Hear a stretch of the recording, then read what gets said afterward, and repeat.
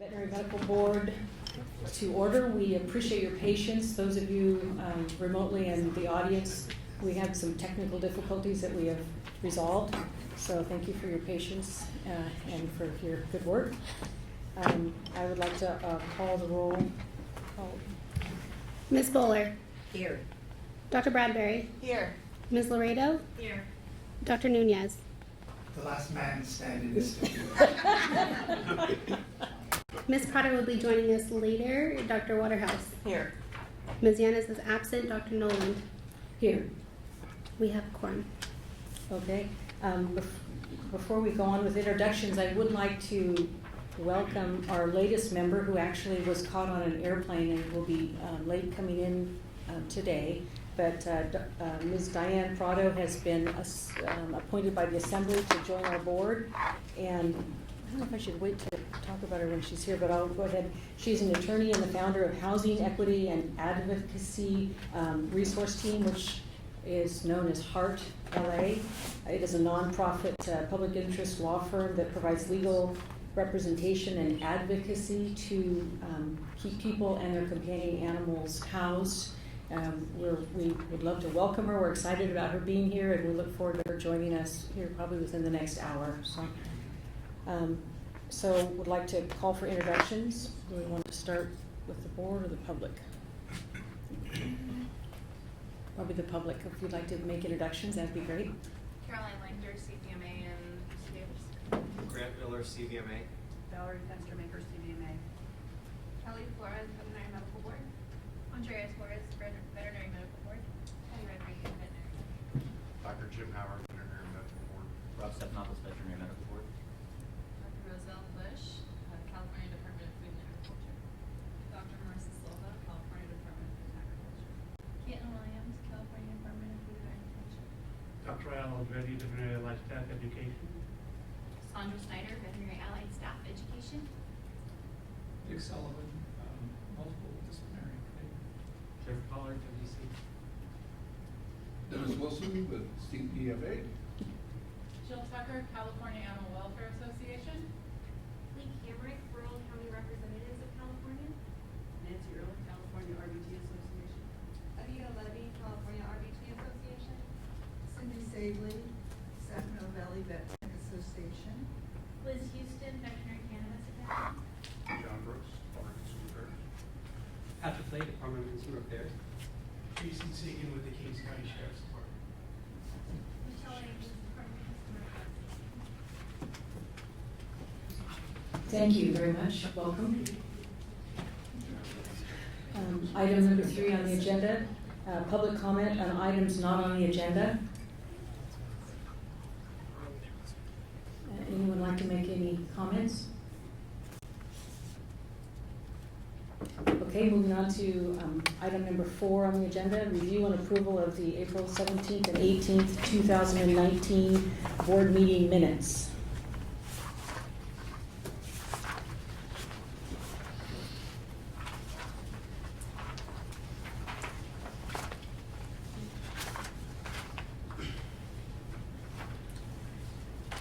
Anyone have any corrections?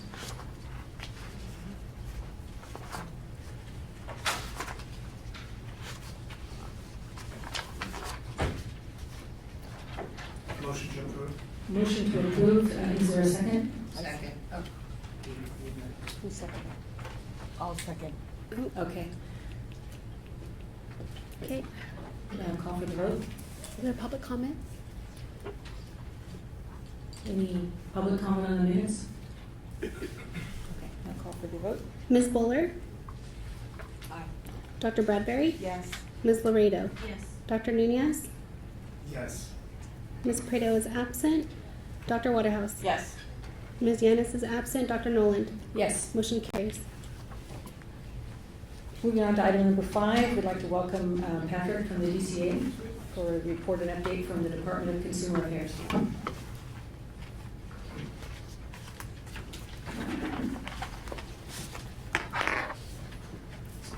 Good morning, President Nolan, Vice President Waterhouse, Executive Seiferman, and members of the board.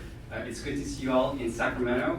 As you recall, the last veterinary medical board meeting that the department was able to attend was in January at UC Davis. I came late because I was trapped in my car by notoriously hostile UC Davis turkeys. This story needs a conclusion. For my first update, I'm happy to report that when the board meeting ended, I spotted the turkeys, but I was home safely. So no human beings and no animals were harmed in this adventure. As always, thank you so much for providing an opportunity for the department to provide an update to the board. For the minutes, my name is Patrick Clay. I'm the Assistant Deputy Director for one of your services at the Department of Consumer Affairs. For my first update, I wanted to provide a bit more about the DCA director. We understand that there's a lot of anticipation and a lot of curiosity about the next DCA director following the departure of former Director Dean Rafilo. The Governor's Office is currently working towards identifying a successor, and our executive team is preparing to ensure a smooth transition as soon as an announcement is made. And of course, we will let you know as soon as we have news of new leadership at the department. My next update is regarding the director's quarterly meeting. Although we are in a time of transition, we are carrying out business as usual. So to that end, Chief Deputy Director Chris Schultz hosted the director's quarterly meeting on June 3rd and communicated his commitment to perform both roles in this interim period. He encouraged executive officers, bureau chiefs, and any board members to send ideas regarding cross-cutting projects that new leadership and the administration may focus in the future. My next update is regarding the executive officer's salary study. And as you recall from prior updates, the department retained KH Consulting to perform a study of executive officers' salaries.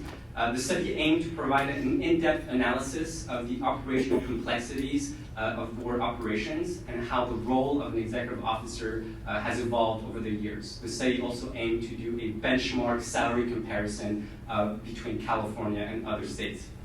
We are happy to report that the department has completed the salary study. On July 8th, the executive officer salary study was distributed to executive officers and board presidents. And in addition, we have hosted an in-person meeting last week on Friday, July 12th, with executive officers and board presidents to discuss the findings. Our team would like to extend our sincere appreciation for everyone's patience on this really important project. In terms of next steps, we will be reaching out to each of the boards to set up a one-on-one meeting with executive officers and board presidents to discuss program-specific findings. And so we look forward to be talking with you and the broader board about the study in the near future. And my last update is regarding the DCA Open Data Portal. And as a data nerd, I'm truly excited about this project. In January, the DCA Office of Information Services released the Open Data Portal. It is a publicly accessible one-stop shop data portal, including all information about licensing and enforcement for all 37 boards and bureaus that make up the DCA family. On it, individuals are able to access data on active licenses, renewed licenses, new license, as well as enforcement data such as investigation and formal discipline. This information, again, is publicly available, can be downloaded in Excel, PDF, Word, and it's part of a broader effort to make sure that data is publicly available and transparent for the public to use. So whether you're a board member or a member of the public, I highly encourage you to check out this Open Data Portal. It is available on our website at www.dca.ca.gov. On top, you'll see a data tab. You click on it, and that's where the magic happens. That concludes my update, and I'm happy to take any questions that the board may have. Go ahead. Sure. Hi. Thank you. Regarding the EO salary study, thank you for doing that, because we, as you know, we lost our last executive officer to another department within California, and she to a position that paid considerably more money. And so my question is, are there going to be more analyses? I'm concerned because the report, the way I read it, was that the report compared to many other states, including some states that nowhere match California's cost of living, didn't include some other states that might come close to California's cost of living. For instance, New York, Connecticut, Massachusetts were not in there. And so I'm concerned about that. and wondering why they didn't compare to other departments within the state of California government, because that's how we lost our last EO. So I'm concerned about some of the comparisons. Absolutely. Happy to take that feedback back. What I can say is that the release of the study is the first step of many, and there will be follow-up work that will be conducted. And so that's part of the one-on-one meetings that we will set up with boards and board presidents and executive officers, so we can collectively figure out what are the next steps. If there's more work that needs to be done. Following the study, I think one of the first challenges that was identified is that there was a lot of frustration about the lack of consistency in terms of the procedures, the metrics, and the communication involved about the evaluation process and the metrics involved in determining the factors that lead to approval or denial of a salary increase. And so this is one of the first steps that we'll look at, is how we can create that consistency. I think piecemeal will address the major challenges that we identified in the study, but we'll continue to work with boards to identify what are other steps that we need to take in order to have a path forward. Thank you. Really quick, although we did lose our previous XO to Department of Corrections, of all places, we're very happy with our current XO. But the other question I had in regards to the open data portal, I definitely do support transparency, and we are part of the Department of Consumer Affairs, so consumer protection definitely is paramount. But if the public has access to enforcement and possibly even complaint processes, my initial reaction is that it's going to result in more complaints, which I'm okay with. That's what we're here for. But have you anticipated increased funding for enforcement departments to be able to handle the extra complaints that this might result in?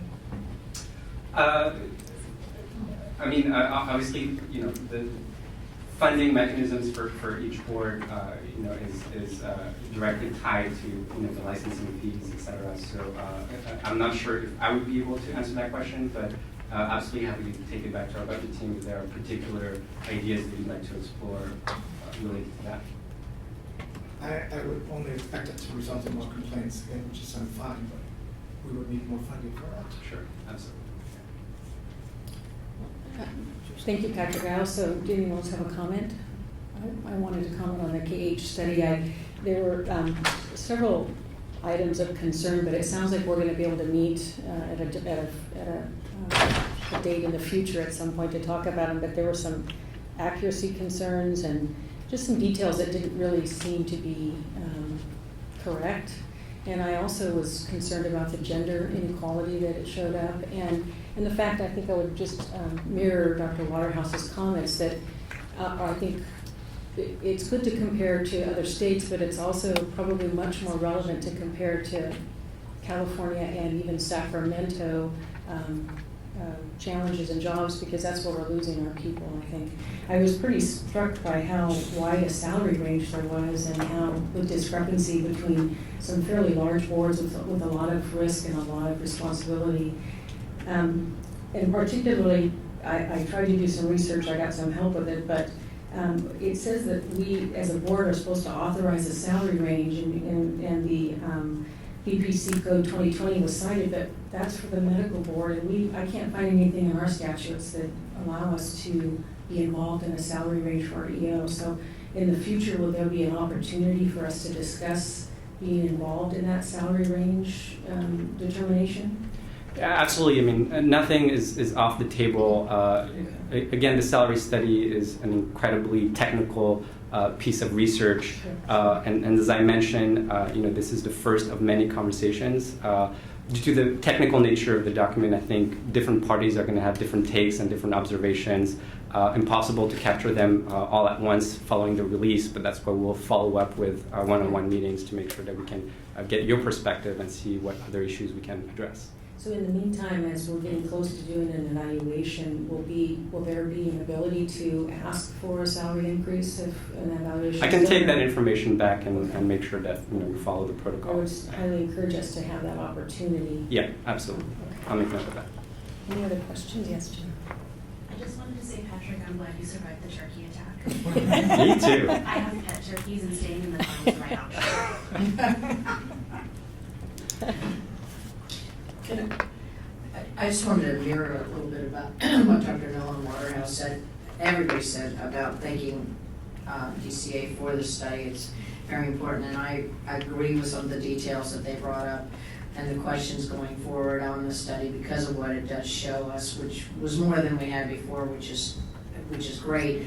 Process going forward on this is, I know this is the starting point and it just was published a week ago or 2 weeks ago, whatever. Going forward for DCA in terms of evaluating this and making changes and whatnot, what's the timetable? I mean, you've had an initial meeting, it sounds like, and you're gonna have one-on-ones with each board. And then obviously this involves the governor's office and budgeting and all the rest, but what do you see as a long-term timetable here? Yeah, as you correctly identified, there's a lot of parties and layers involved in this. I think definitely in the near future, addressing the consistency in terms of the evaluation process and identifying the factors, something that we can work on immediately. But you're right, in terms of an actual timetable, I think it would be prudent to be patient and just make sure that we collect the feedback from everyone to be able to pinpoint what is it from across all the boards, resonate really with the leadership and identifying what we can work on. So as soon as we have a timetable, I think we'll be able to share it with everyone. And following on that, would it be like prudent for our board and some of the others that are dealing with this right now? We're just obviously meeting right after this was done to take input from members and thoughts on this and provide commentary in any kind of written way to your agent. Absolutely. I mean, I think not in a formal manner, but just our thoughts on what we're discussing here today. Absolutely. I mean, our office is always available. We really think communication is important. So whether you'd like to communicate formal and informal feedback, you know where to contact us, and we'll be happy to take it. That's a great idea. Yeah, great. Any other? Welcome. I want to interrupt. Thank you so much, Patrick, and we do really appreciate the DCA taking this on. I know it's been a monumental task, and we appreciate your willingness to solicit feedback too. That's great. Of course. Thank you. Thank you for having me. Questions? Yes, thanks so much. Appreciate it. But I wanted to stop. We did talk about Diane Prado, and she has joined us. We just want to really welcome you publicly and thank you for being here. We're very excited to have you, and welcome aboard. Thank you. Okay. Next, I guess we'll move on to item number 6, which is review, discussion, and possible action on the multidisciplinary advisory committee report, the MDC, Dr. Jeff Pollard.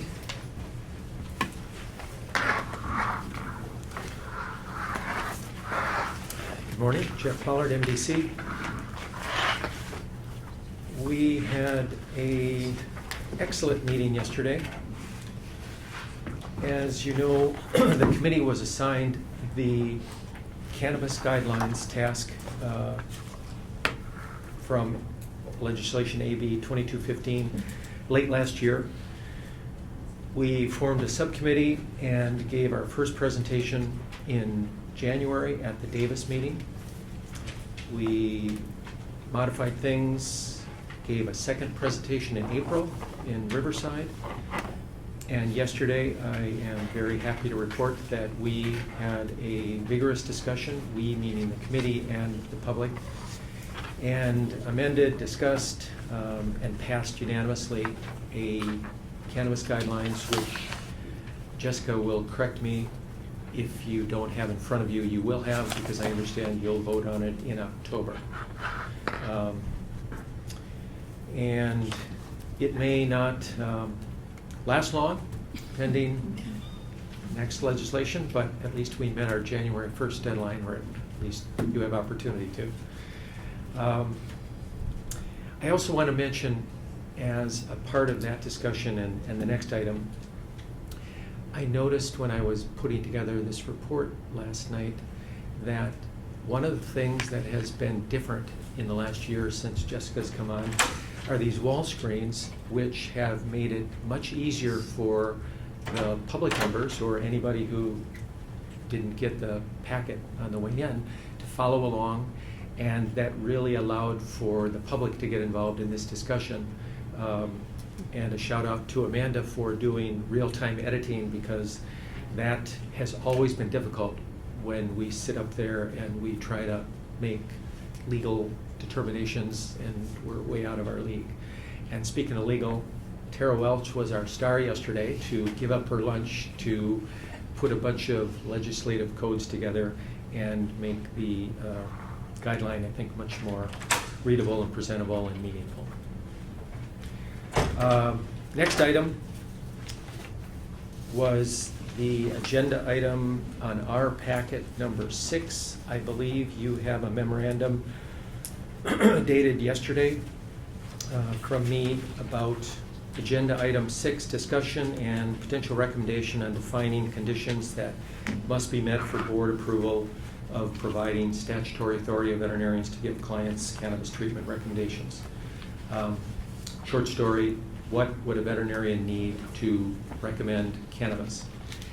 And on the back of that memo is a list that we the subcommittee came into the meeting with, and then had some additions through committee and public comment. I went through this list several times, and even with the additions, for my simple breakdown, I put this dozen or so items in 3 categories.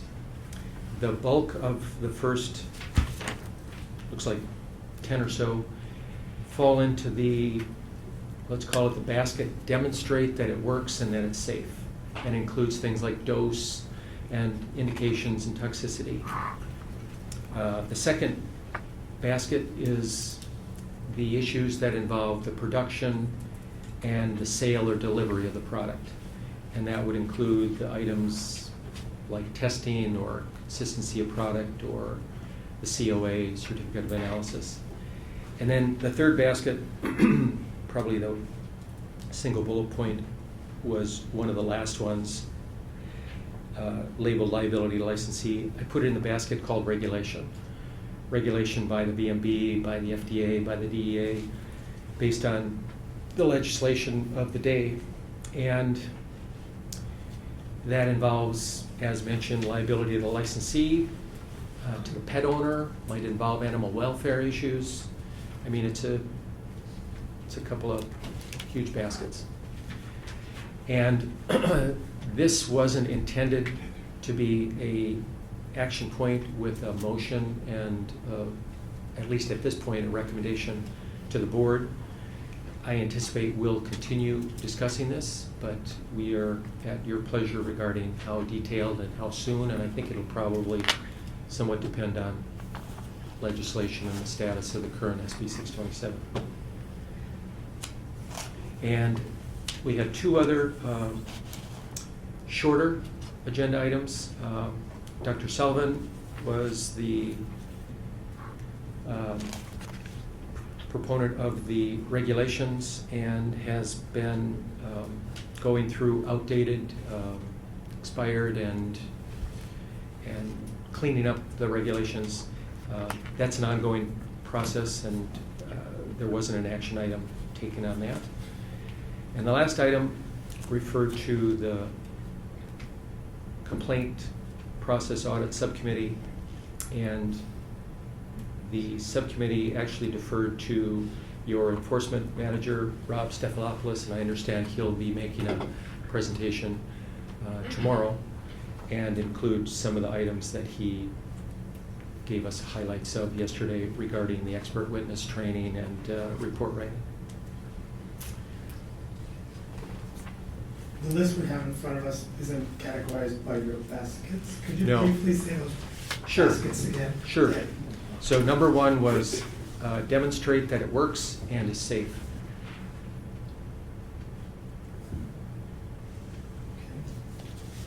Number 2, I called production and sale / delivery of the product.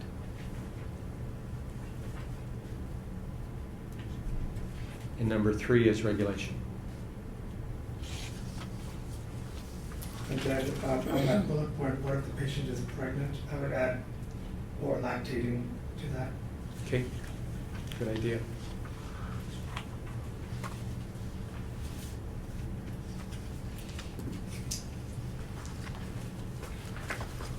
Any other questions?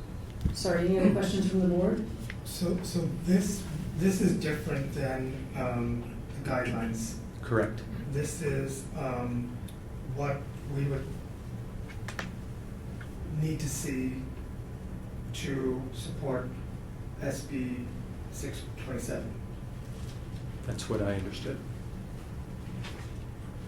Any other questions for Dr. Pollard? Questions from the public? Yes, And you can step forward, step forward and identify yourself if you don't mind in the microphone for the record. Thank you. Dr. Aldrade, from Veterinary Staff Education. I see you only have dogs and cats listed here. Are you doing anything to look at toxic levels and therapeutic levels in horses as well? We did not specifically know. That's a very good point. Thank you.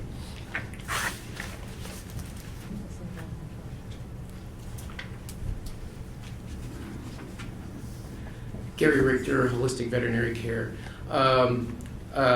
For starters, would just like to thank both the MDC and the board for making these considerations. I know that there's a lot of work that has gone into this, and the one thing that I would like to point out, while everything on this bullet pointed list is very appropriate and definitely something that we need to move forwards with regards to better understanding cannabis in animals, we also need to bear in mind that this is a substance, this is a product that is already out there in the hands of pet owners, being administered to pets. So while it would be great to have all of these answers written in stone before we as a profession make a decision about what is best to do as it pertains to cannabis, the reality is it's already being given, and I think we need to approach this in a slightly different manner than we would say with a pharmaceutical that's being considered about whether it should or should not be put on the market, because this, for lack of a better term, pharmaceutical is already on the market, and we just need to consider that when we consider how best to provide for the safety of our patients. Thank you.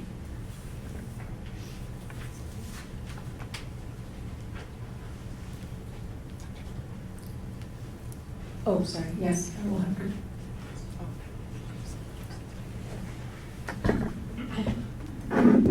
Thank you. Max Fenelon here on behalf of Vet CBD. I'd like to echo the previous speaker's comments with regards to understanding how these products are currently accessible, currently out there, currently being consumed and purchased and consumed by animals and used to go treat different ailments. If we can scroll briefly on this list, yesterday I went and indicated that on that preceding paragraph before the bullet points, it indicates until SB 627 passes and research is conducted.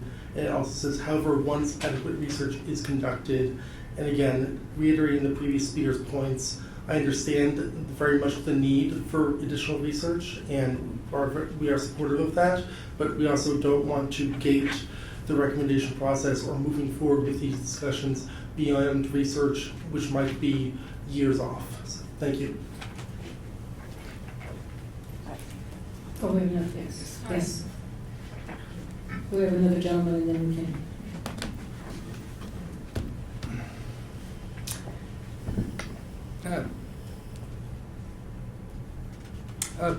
Thank you for the veterinary board for the opportunity to be heard. My name is Alex Kazushino, and I'm an animal parent, and I flew here from Ojai, California for the sole purpose of discussing and supporting the very important issue of cannabis and animals on SB 627. The reality is Assembly Bill 2215 does not give your members any real ability to discuss and recommend cannabis for animals. The reason why I took time to make this trip is because I truly believe that SB 627 is one of the more important issues that the board must decide on.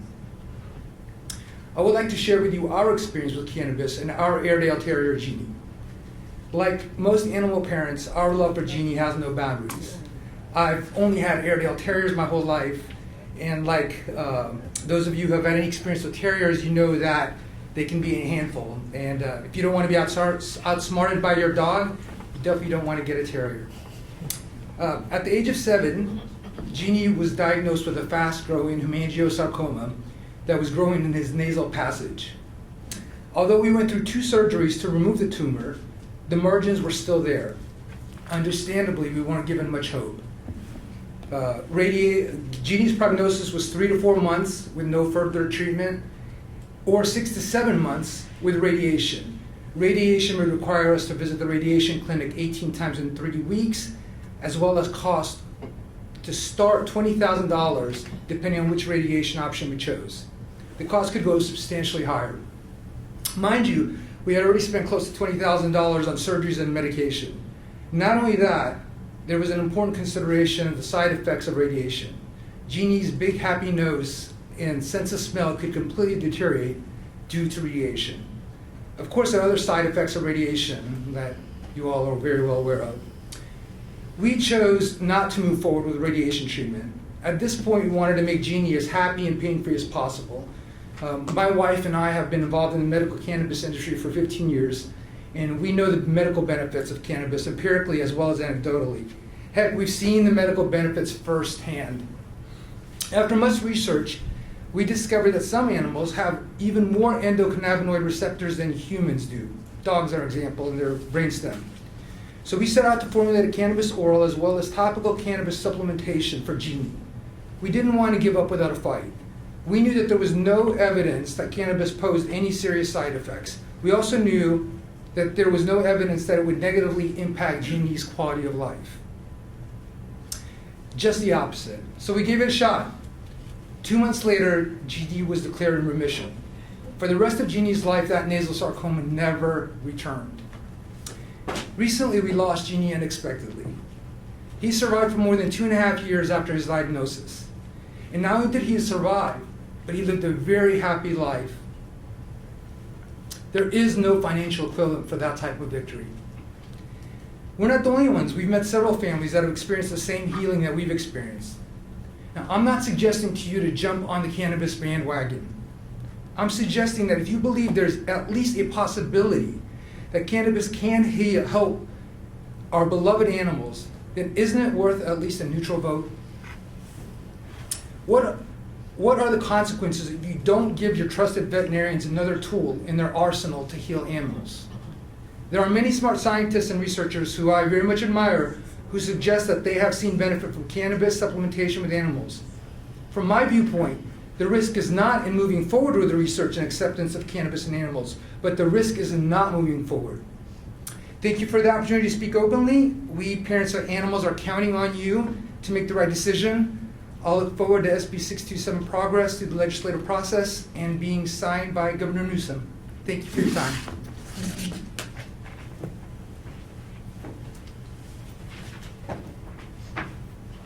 Wow.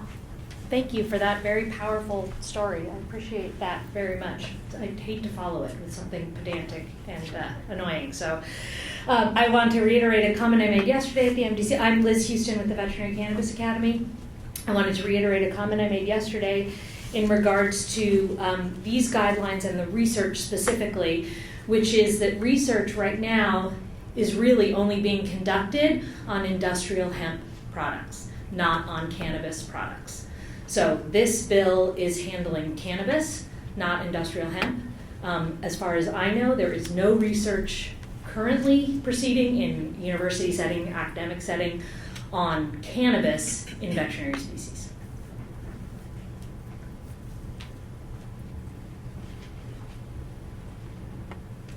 Any other public comment? Dr. Pollard, have you completed your report? I have. Oh, I'm sorry, yes. So, just a point of clarification. It says once adequate research is conducted, the MDC may want to consider the following topics. We're considering these topics not contingent upon research being done, correct? Correct. So that sentence is a little misleading, right?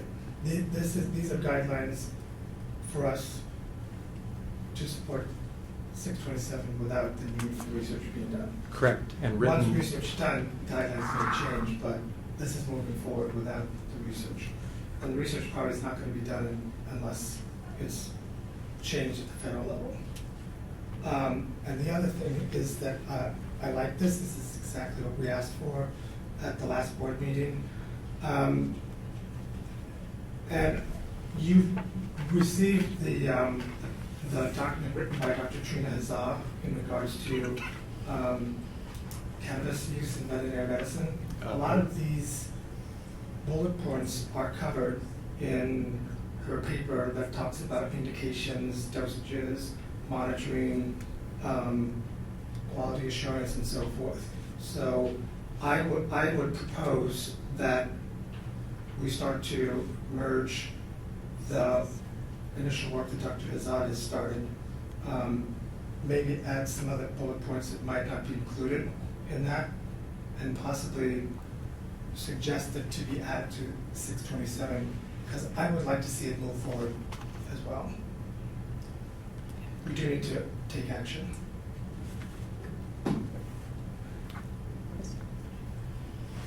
Thanks.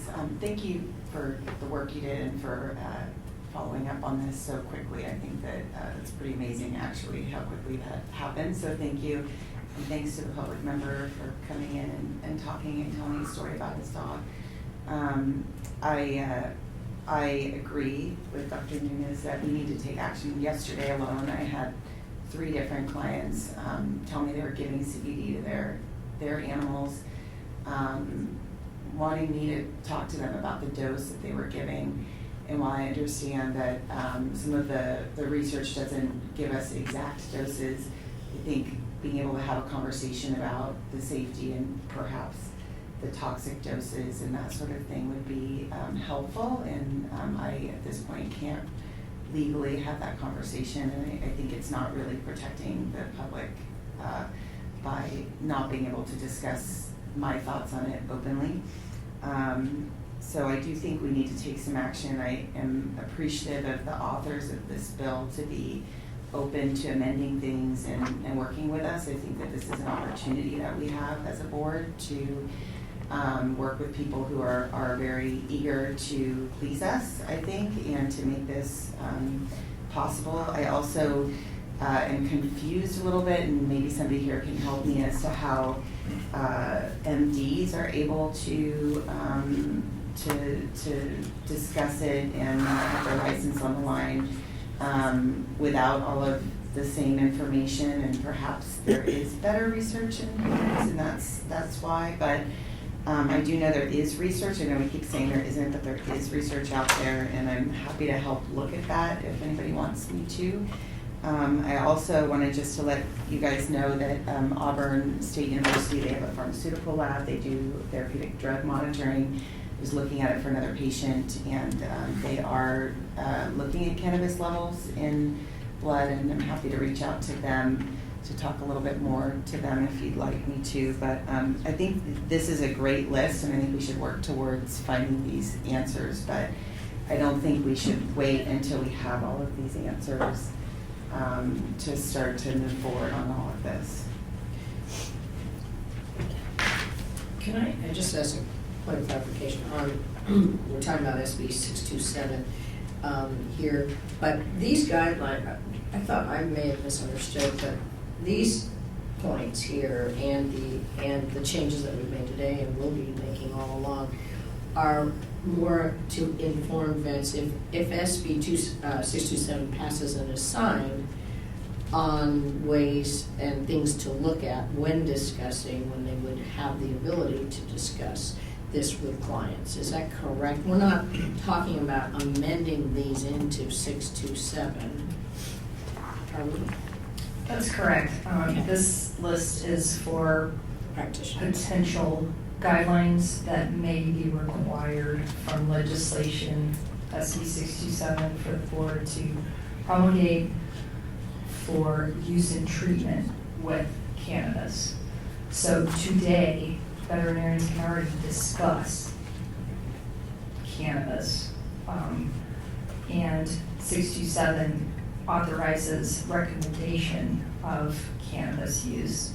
And then the guidelines, as they stand today, which I understand the bill 67 is going to be amended so that it states different things, but as it reads today, the guidelines would have to be on use and treatment with cannabis.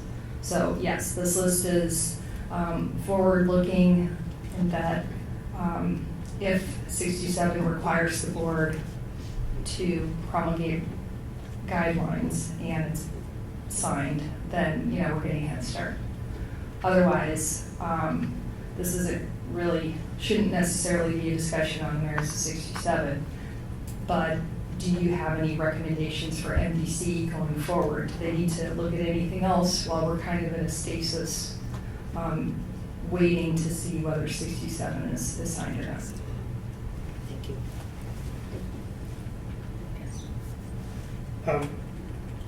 The bill went through a committee analysis, and with the amendments, it was assigned as a do pass recommendation. So it seems like it's going to happen. Did they remove the? I remember there was like a credential process that people that were going to recommend had to go through. Qualified veterinarian. Credential. That's been removed. The qualified veterinarian comment. Yes, I understand that was removed. Jessica knows. Jessica was at the hearing on July 9th. Yeah, and I don't want to go too much off topic because we do have 627 specifically agendized, but during the hearing, the author's office was willing to accept the amendments that were identified in the analysis. And, okay. So it's not in print not yet. Going into details, what I would recommend to the MDC would be to work with the white paper we received from Dr. Azar to incorporate that into these bullet points that were made, to ensure that all the bullet points are in her guidelines. I think these guidelines that she wrote are a very good start. Let's have the public comment while you formulate a motion. Thank you. I just wanted to, Liz Houston from the Veterinary Cannabis Academy again. I wanted to address Dr. Bradberry.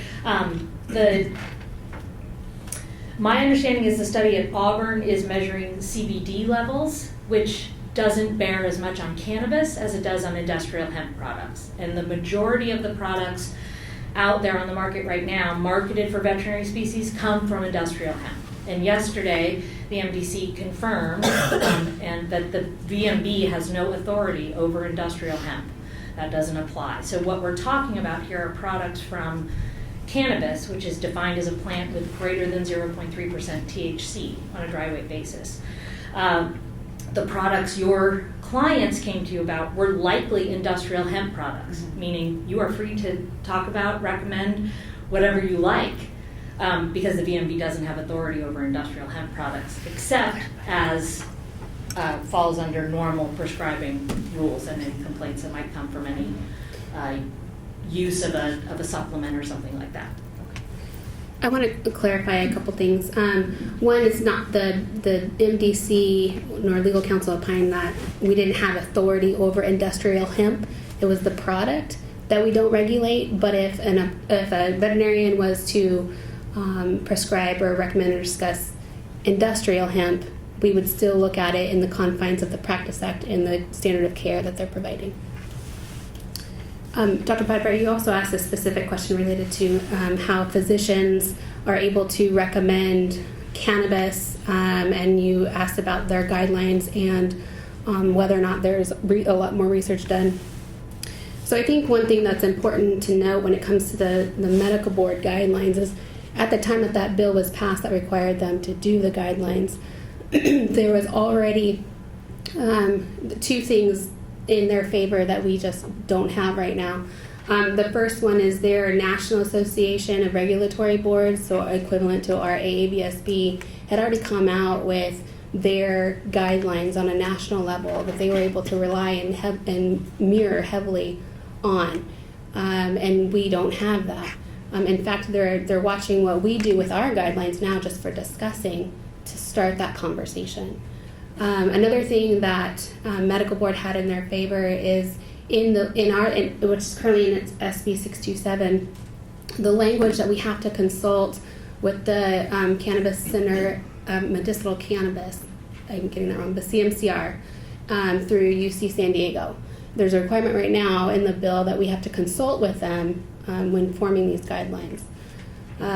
When that language was put in for medical board, CMCR had already over a decade's worth of research on cannabis in humans.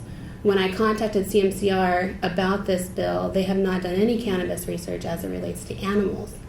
And so I think having that requirement for us to consult with them really doesn't do us much meaningful good as it did for medical board. And I could add, historically, Prop 215 passed in 1998, which allowed medical use for marijuana, so that's been a long time. They've had a long time to develop. Before Prop 64 passed, legalizing for recreational was only legal. The doctors were able to prescribe it though at that point, but it does help to know that there's a lot more research in terms of dosing and all of that, and obviously I know we don't have that in dogs. I think that outside of the US there are peer-reviewed studies, but I could be incorrect. In any case, I know this is just about the MDC, and I apologize for taking the conversation elsewhere, but thank you. Thank you, Dr. Pollard, and we're going to listen for a motion, I believe, from... I think I have it. Okay. It's a motion to the MDC to use the document entitled What All Veterinarians Should Know About Cannabis, written by Dr. Trina Azad, as a starting point for the guidelines on the appropriate administration and use of medical cannabis on an animal patient, and also to ensure that all the bullet points listed on the MDC report are included in those guidelines. And adding public comment. Yeah. Okay, thank you. Is there a second to that motion? Second. Seconded by... Okay, call for the vote. Ms. Bowler? Aye. Dr. Bradberry? Yes. Ms. Laredo? Yes. Dr. Nunez? Yes. Ms. Prado? Yes. Dr. Waterhouse? Yes. Ms. Yanis is absent. Dr. Noland? Yes. Motion carries. Thank you, Dr. Pollard. And the MDC, it looks like you'll have more work to do.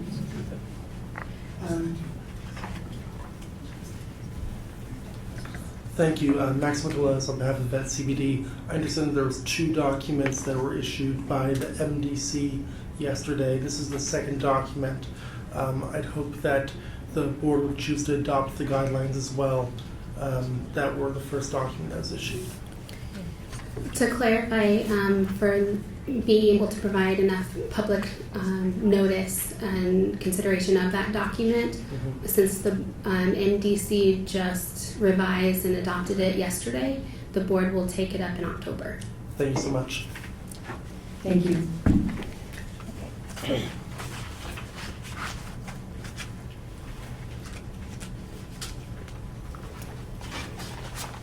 I forgot to make an announcement, and that was that we are moving the agenda items number 8 and number 9 to after lunch, starting approximately at 1:45. I apologize for not announcing that sooner. We'll go ahead and move forward now with agenda item number 7, discussion and possible action on the California Department of Food and Agriculture's guidelines for veterinarians, the judicious use of antimicrobials in livestock. I welcome Dr. Jones and her crew. Yep. Good morning, and thank you very much for fitting us on your agenda today. You'll notice as we go through a couple of slides that our responsibilities at the California Department of Food and Agriculture and yours as a board kind of brush up against each other in a couple of areas, and we feel it's really important that we have an open and ongoing dialogue so that we work together and complement each other and don't overlap in what we're doing. So we're very cognizant of that. So I'm the state veterinarian, Dr. Annette Jones, and I'm the division director for animal health and food safety. And the legislation that was passed in 2015, SB 27, that deals with antimicrobial use, fell into my division. And so I have with me Dr. Rosie Bush, who is one of our veterinarian specialists who's leading the charge on the stewardship piece of it, which is what we wanted to talk to you about today. Do you have the slides? I do. I'm pulling up right now. Okay. Well, I'll go ahead and get started just in the interest of time while she pulls those up. What we wanted to talk about, just a reminder, SB 27 passed in 2015, and it deals with a couple things that we'll go over, but that was just about the same time frame as FDA also passed rules that guided the use of antimicrobials in food animals. So they moved all use of medically important antimicrobials under a veterinarian that would be used in food or water, feed or water. So that's mostly for food animals that would be used. And that went into effect the year before the state's law went into effect. So today we're just going to quickly review what the state's law involved, and then talk a little bit about the key that we want to talk to you about is the judicious use guidelines. And the reason that we want to talk to you about it is judicious use of antimicrobial guidelines. We want to be sure that as a board, you feel that we're on the right track as we produce these guidelines, and that it would reflect or could reflect a standard of care in California to make sure that we're not, that we're moving in the same direction and moving together. So your review and feedback on those guidelines would be very important to the department and to practicing veterinarians. So with that, we have the slide up, so you could go ahead and move it. Couple before we can go past that now. So I kind of talked about that. So I've already mentioned that there with the time frames, so you can go ahead. So the first part of just a quick review for a few minutes, one of the initial sections in that legislation moved all use of medically important antimicrobials under the oversight of a veterinarian. So federally, almost everything moved, but in California, everything. So not just feed and water, but also through other routes. So oral or injectables were also moved under veterinarians. Go ahead. And then the second part of that law, another reminder, it also included some acceptable uses of medically important antimicrobials and some limits to those uses. So it's permissible under a veterinarian oversight to use to treat or control disease and related to surgery, and then in some instances for prophylaxis, but that has some limitations. You can see there down in D. That kind of limits how they could be used for prophylaxis. Some of that language, as veterinarians, you can see is a little bit,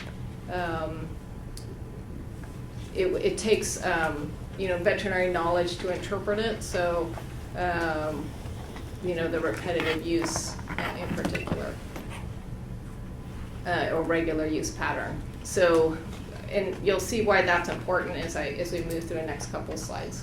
So you can go ahead. And then the other part, and this is the part that is where our authority and yours brushes up against each other. So that legislation charged the Department of Food and Agriculture with developing stewardship guidelines. And for those purposes, and it's fairly broad what stewardship means. You could read through, some of the specific wording in the legislation, but it includes both what I commonly would refer to as judicious use of the actual antibiotic, as well as practices that would improve our overall stewardship of antibiotics. That would be, preventative care, use of vaccines, and sanitation, other best practices that could reduce a producer's need for antibiotics.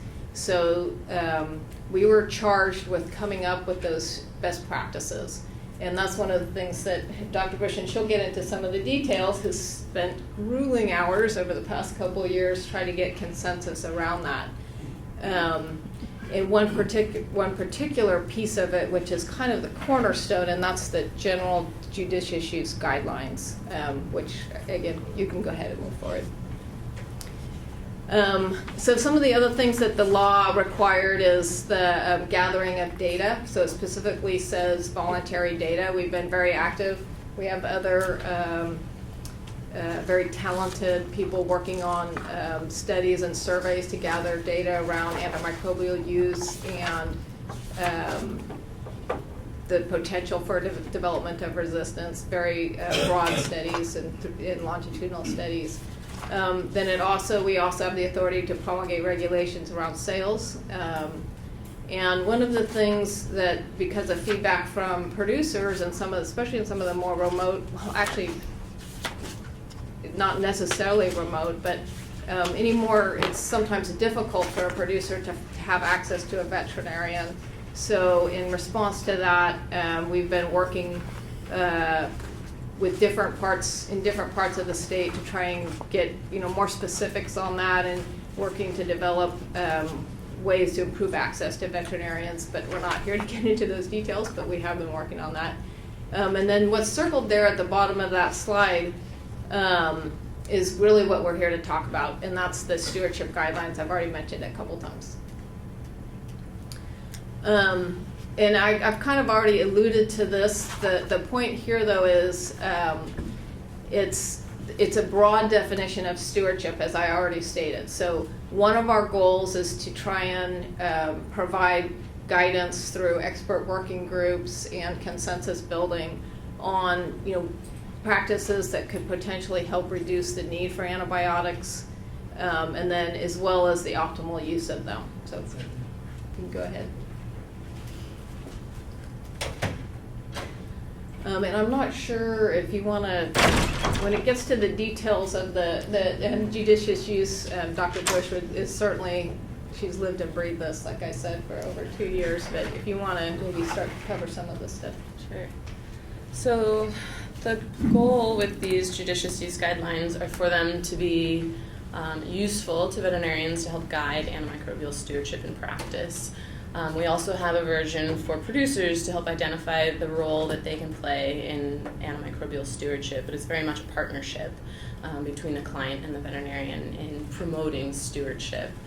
It has been a 2-year process of culminating information, drafting and review, and we have an expert work group of veterinarians and producers in animal science across the state, and as well we've had review from national experts on antimicrobial pharmacology and antimicrobial resistance review these documents with us, as well as the documents provide some context as to which regulations and laws should be considered when choosing antimicrobials in the courses of therapy.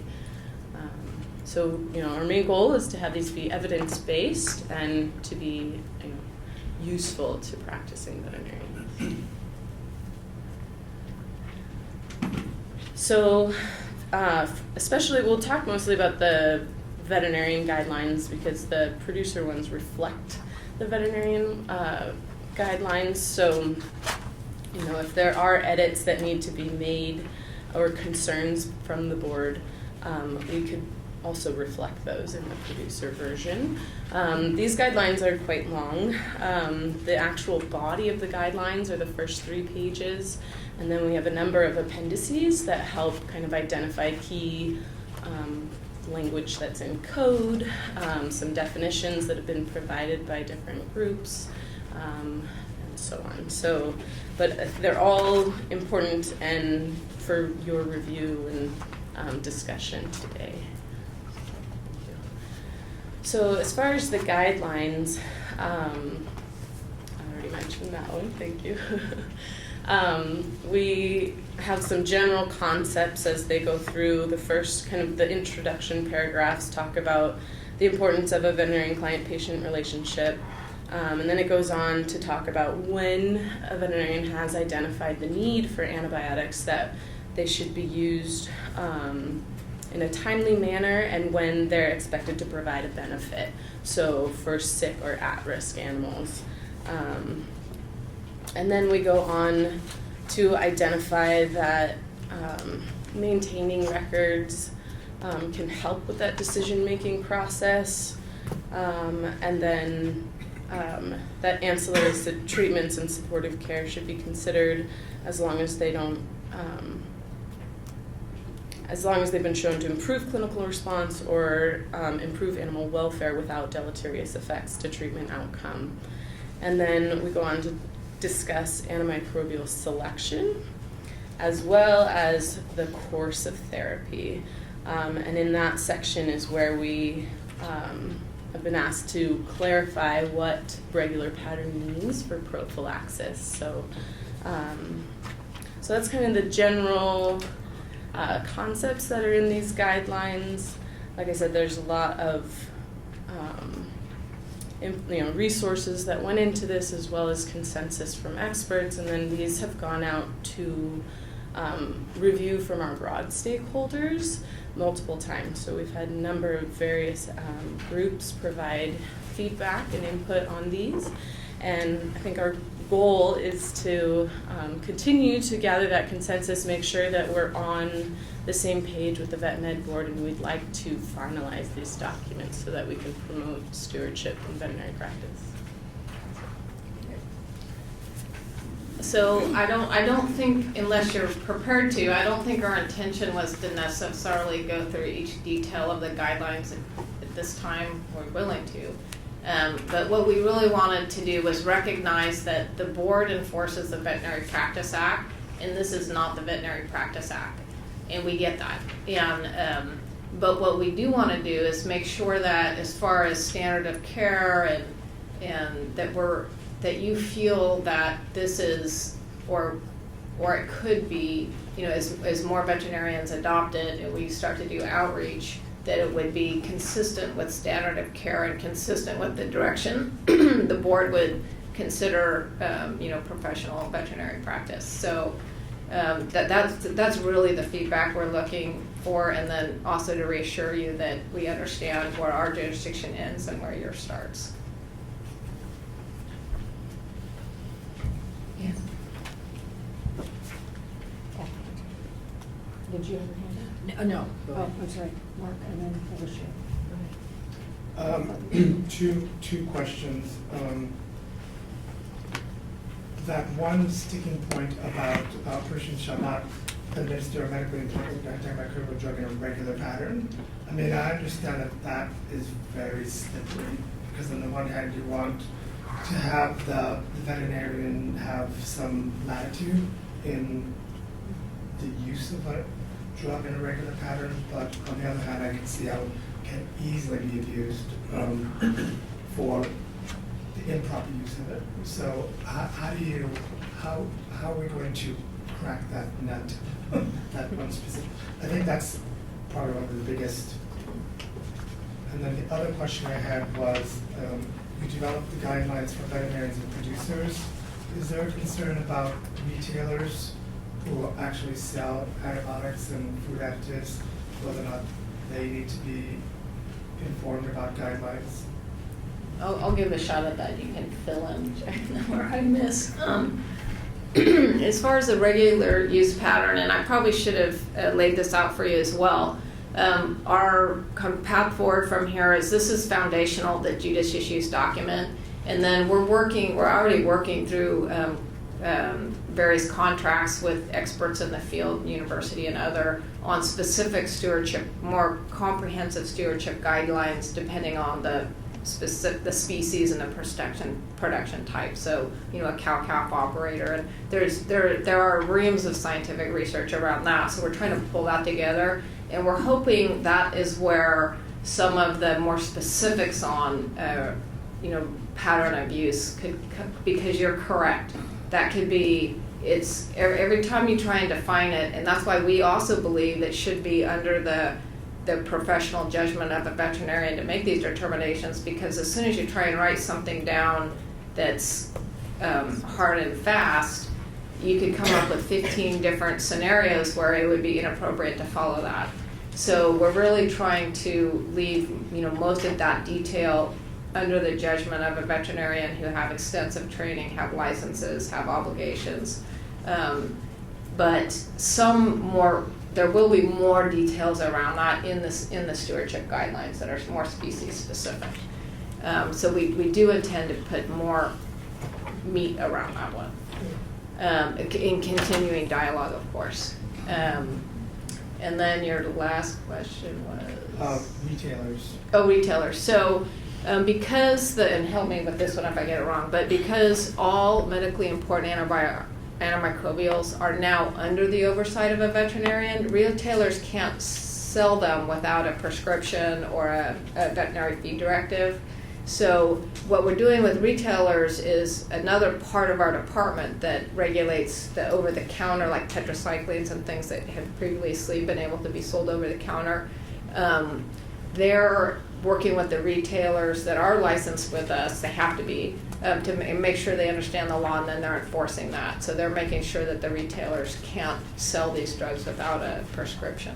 But even with prescription, there should still be some guidelines to be able to recognize that maybe a prescription doesn't make sense and is not abiding by the guidelines.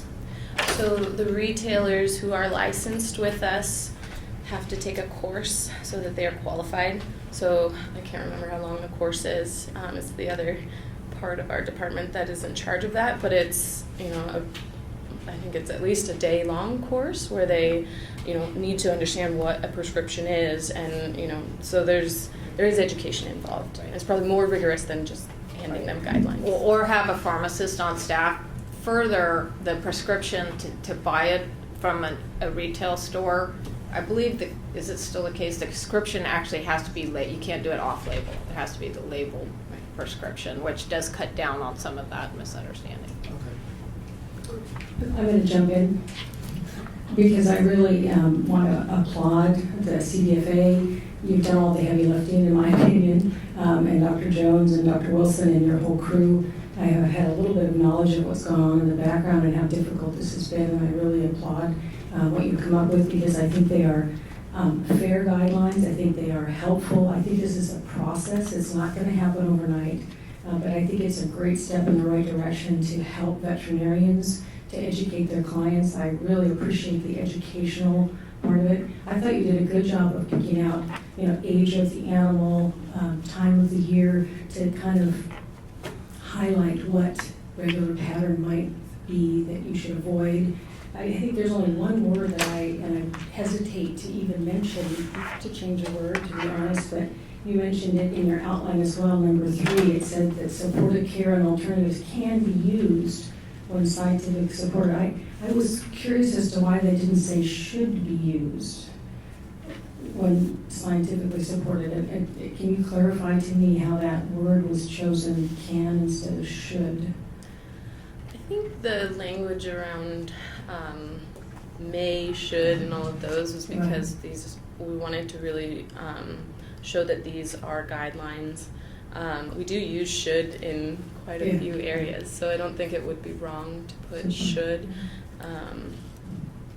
I think that, there are certainly a number of factors that go into that decision-making process. So I'm sure every word was, discussed. Oh, yes. So I'm hesitant to mention that. Yeah. I would applaud your avoidance of tremendous specifics. I've been out in the field as a veterinarian, and you have to use your judgment and your scientific background. And so it is very difficult when you're trying to establish guidelines to get into specifics, and I applaud you avoiding listing specific indications where you should or should not use antibiotics, because it can be very unclear at times. So I applaud that. I know you've had pressure to be more specific, and I think guidelines should be helpful and general. Okay, now I'll turn the floor over to Cheryl. So kind of the flip side of what Dr. Nunez asked. So on my page 10 anyway, and the first page under guidelines, under 2C, C, where it says antibiotic therapy may be necessary for prevention, and I know this is kind of a sticking point, for prevention to address an elevated risk of contracting a particular disease or infection, da-da-da-da-da. So can you just give like examples of that?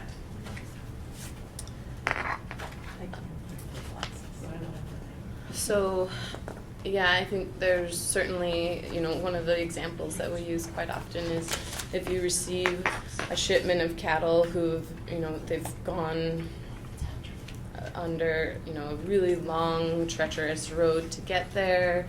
You're unsure of what their history was because they came from a sale barn. Maybe they were commingled at that point. That probably the best thing for those animals at that point in time is to do a course of prophylaxis. And even, honestly, in those cases, usually it's metaphylaxis, which is where it's difficult for us to do these specific scenarios because we don't want to confuse people to think that, you can never use an antibiotic upon arrival, when often there are sick animals in those groups. But knowing, there's a lot of literature in support of that practice because you can really limit the amount of antibiotics that you've used and limit the severity of disease in those animals. So that would be one example. Okay. Then on the next page, under 5A, where it says, avoid stockpiling antibiotics beyond anticipated needs. So this was one of the concerns I had when we went through these, a couple of years ago. Because I believe the retailers were not allowed to break open a pack, or they could only dispense one bottle or one unit. They couldn't break any smaller than that. And I was concerned that if, for instance, they needed 50 mils, well, they might just start making 1,000 ml bottles so that, in effect, they're stockpiling. Mm-hmm. And so how did you address this? How are you getting them to avoid stockpiling? Well, I guess that's why these are recommendations for veterinarians to, try to improve that practice on farms.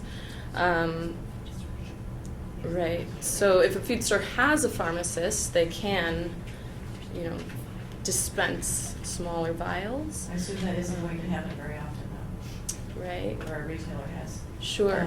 But I'm not sure retailers going to spend the extra money to repackage something to do this. I haven't heard of that happening at this point. Has anyone brought to you evidence that has happened? What I was hoping to see was some language in there saying that they needed to be sold the quantity that matched the needs closest. In other words, if they need 50 mils, we'll sell them a 100 ml bottle, not the 1,000 ml bottle.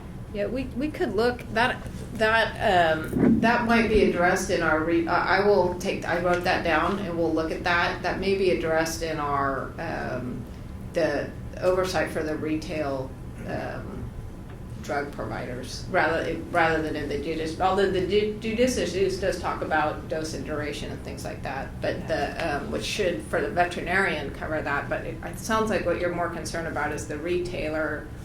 Yes. Right, I understand what you're saying. If I was a company, I know exactly what I you mean. do. Yeah. Yep, I need 100 mils, but I got a 500 ml bottle. Yeah. With the correct prescription, now I have this extra. Right, so I will check to see how that's addressed in our, the regulations around retail sales. Okay. Yeah, and there is the statement number 6 that says avoid oversupply. And I think, is that what you were, it's a very brief statement.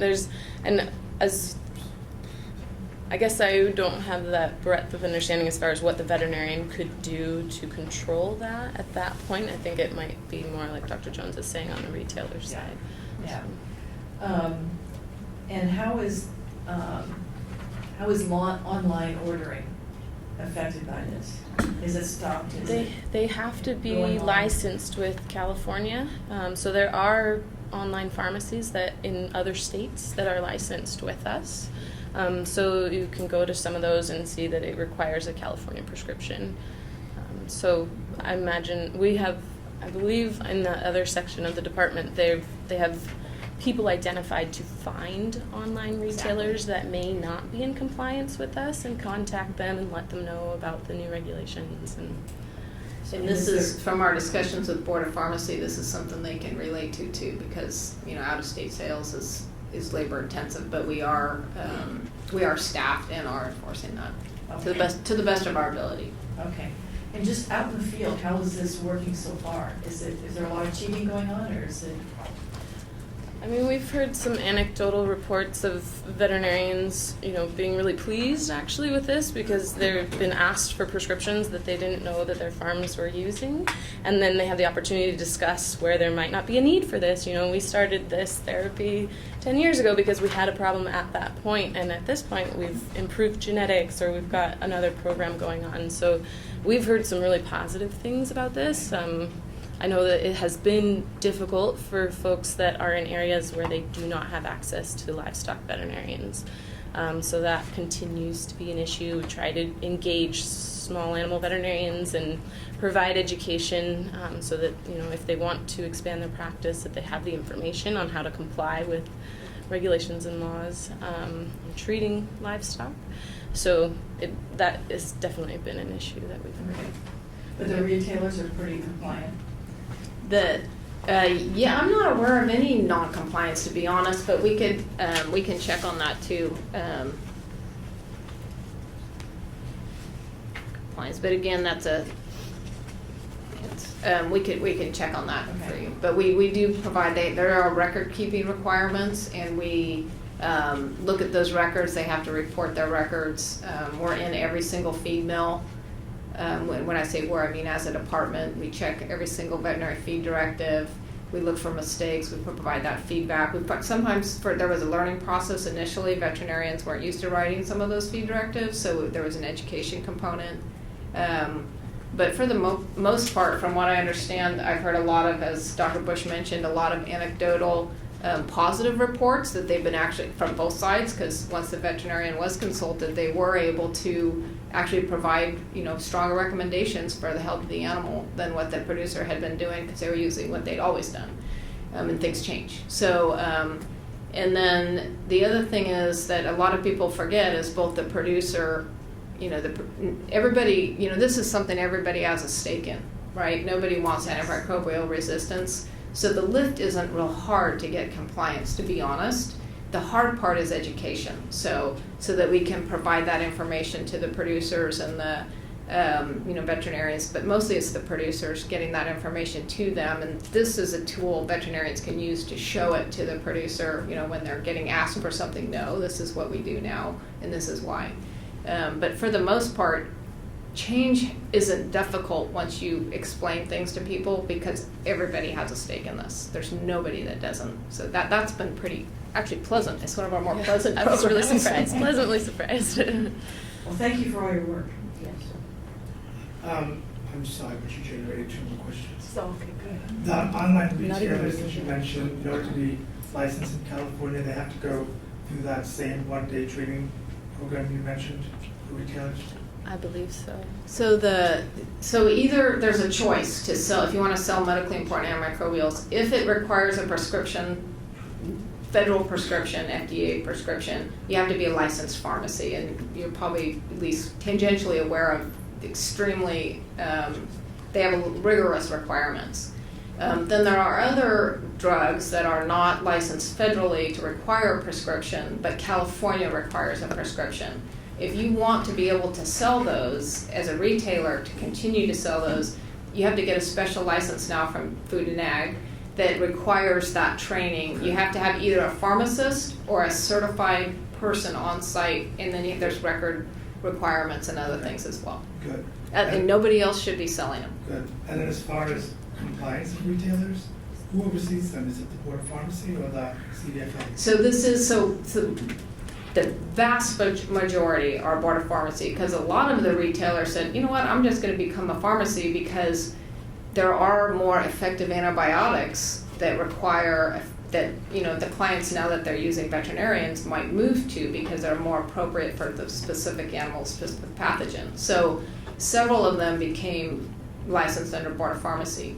There's a handful that are retained because of where they're located and what their clientele are. It makes more sense just to maintain the CDFA license, and we do provide that oversight. And we have a different division that is inspection and compliance. They are, all about compliance, and that's who oversees. That's why we keep saying it's a different division. That's who oversees the retailers. You guys are on top of this. Trying. So kind of going back to the online retailers, I don't know if there's anything you guys can do about this, but I just looked on Amazon and I can get terramycin, ivermectin, I can get it delivered by Friday. Is there anything you can do about that? So this only applies to food animals. So if somebody wanted to address dogs, cats, birds, pets, that would be different. So it should, the products that would be used in a food animal should require a permission from a veterinarian to get it. If you find some, feel free to forward that to us so we can send it to that other division so they can follow up. Because as like I mentioned already, the Board of Pharmacy will concur with me that online sales it is a never-ending effort to try and get our arms around that, and we welcome any tips. And like, for example, ornamental fish have been excluded from this so that...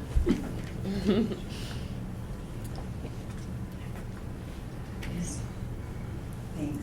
When I was looking over this, I was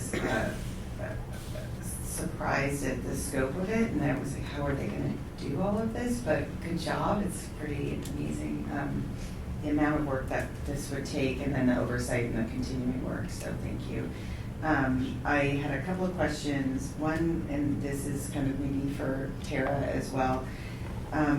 So if a veterinarian, say, has a relationship with a producer and is used to just giving them the box of, injectable antibiotics if they order it and they bring it, and they continue to do that, and that's not really, working under these guidelines. In our veterinary, in the Medical Medicine Practice Act, is that somehow covered? If you guys find that that's a problem, you cite the veterinarian, then what happens? It's not. Yep. So we would never, and the law is very clear on that. We would never cite a veterinarian, but our records have to remain confidential unless we're providing them to the Veterinary Medical Board for an enforcement action on the Practice Act. So that's why there's clear things they should not be doing, which are in code. And then these are just guidelines, which could be, if they're supported, could become the standard of practice if they're adopted and supported and science-based and everything else, which would then be, that's why we wanted to talk to you, which would then be potentially a basis that the board could use, for standard of practice type Practice Act actions. Okay. So then this would become the standard of care.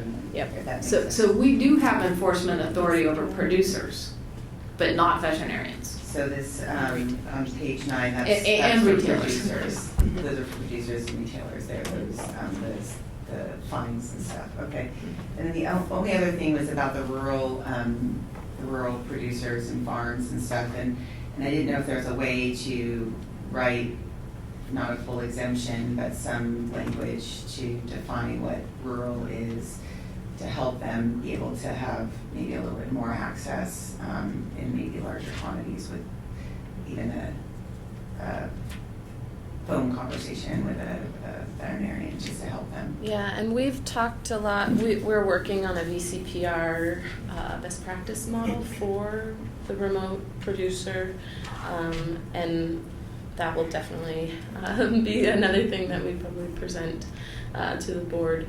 But in those is where we consider protocols and when to call the veterinarian and those kinds of guidelines about how you can maintain a VCPR with a remote producer and have access when needed, but how to do that in compliance. So, Now, Patty can correct me if I'm incorrect, but I don't think the board does a whole lot of inspections for feedlots. So if the CDFA found the veterinarian wasn't following these guidelines, would you file a complaint? Yeah, so that's the thought, and I think that's the authors of the legislation and the legislators' thought as well, is if we came across, some, clear negligence that we see, we would provide that information to the board to make an independent determination if you agree. So we have been staffed, which is, kind of the governor and the legislature, frankly, they invested in this to make sure it worked. So we are staffed to be able to do those inspections and outreach, and we could provide that information to the board. For the most part, our philosophy is always educate before you regulate. So we generally do try and give, but when we see repetitive. We wouldn't do anything unless there was a complaint filed. So you can provide us information. Understood. But you would file a complaint. Sure. Yes. Any other comments from the board? Sorry, any other comments from the board? We have some public question.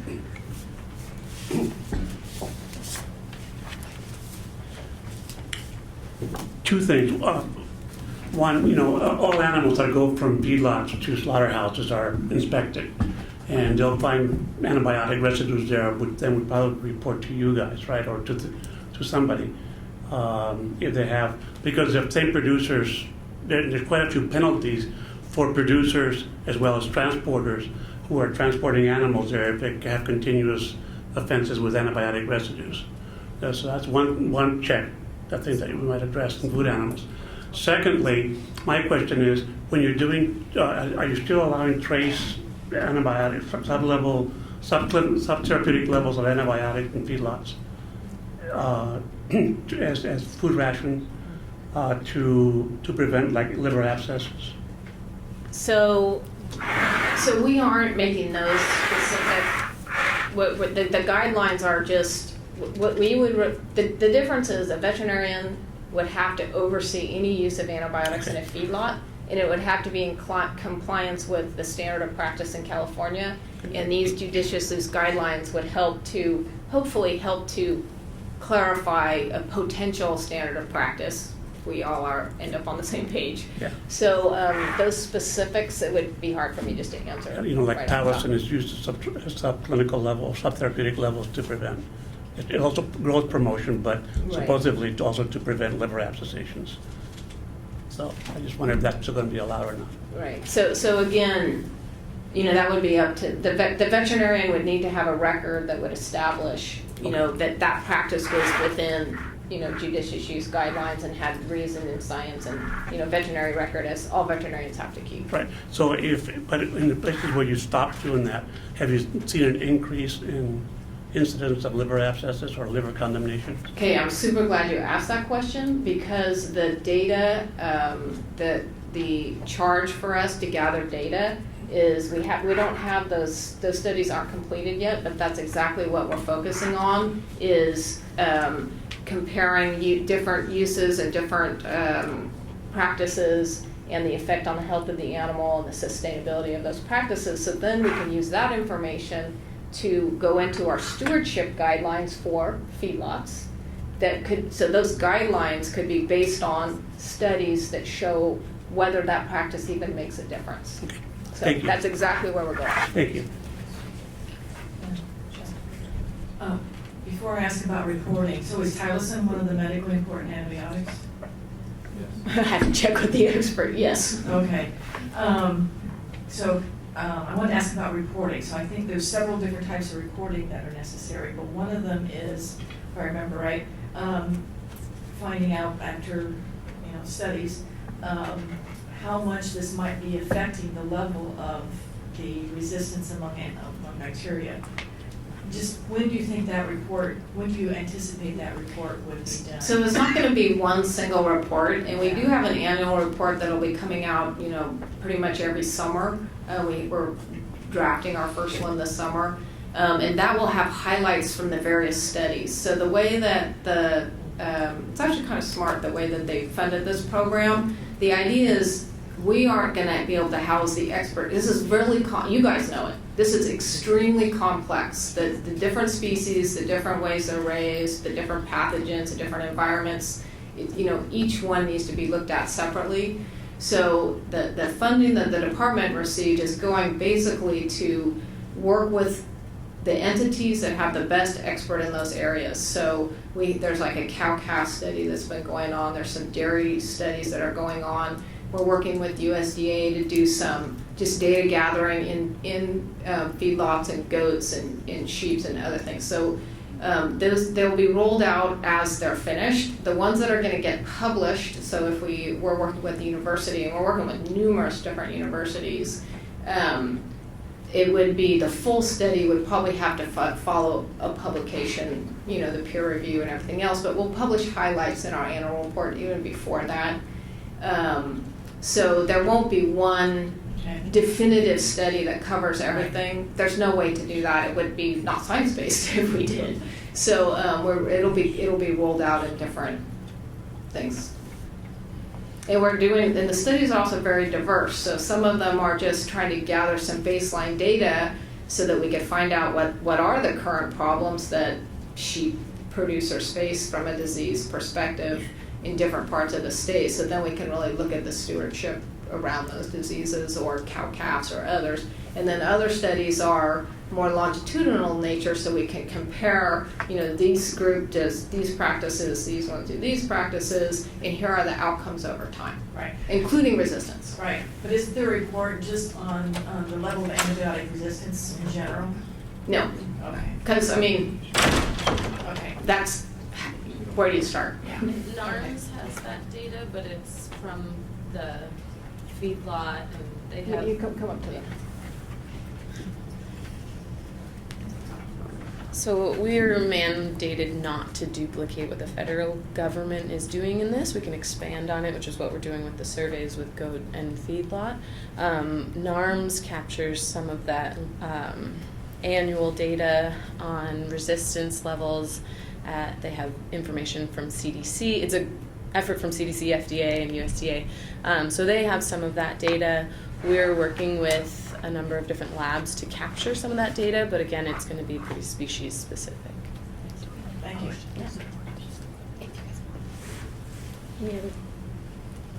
Any other questions or comments? Any from the public? Anyone want to develop a motion to support the guidelines as presented? Yes, please. I'm sorry, I just have one last question, and it's just because this has kind of gone on a circuitous route. What is it you guys need from us exactly? What would you like from us? Okay. Well, ideally it would be a motion to support the guidelines so that we can start to work with other, veterinary medical organizations to get the word out to veterinarians. So, but before we do that, we want to make sure that they're in line with, current thinking that the board may have as standard of practice. Motion to support guidelines. We have a motion to support the guidelines as presented. Any second to the motion? Do we have a second? Which one are we going with second? I'll second. Ms. Bowler. Call for the vote. Can we get public comment before the Oh, vote? public comment, anyone? Okay. Call for the vote. Sorry, clarification for the motions. You said as presented, but you also provided some specific feedback and some changes. So do you want to incorporate that, or do you just want to do as presented? The feedback was rather general, and I'm not sure it was very specific, except for the one word, I guess, that I mentioned. But I think the rest of the feedback was more ancillary to the guidelines, and I think that they, would not be.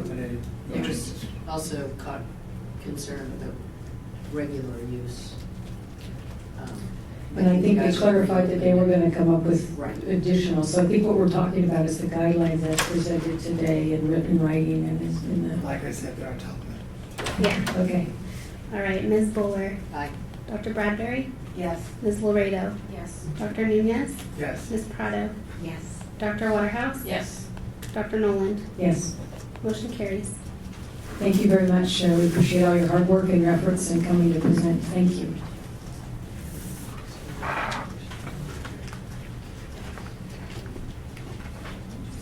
Start legislation. Let's post the launch.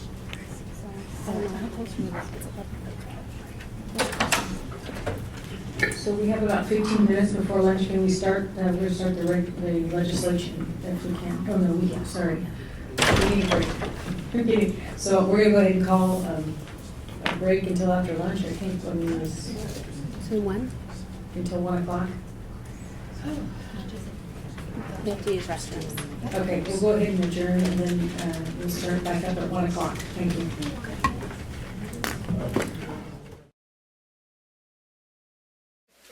It's 1 o'clock. Can you pull up? Next on our agenda is number 10, update, discussion, and possible action on the 2019 legislation. We are going to, in the interest of time, pass by the failed pieces of legislation. I'm going to turn the floor over to Jessica now.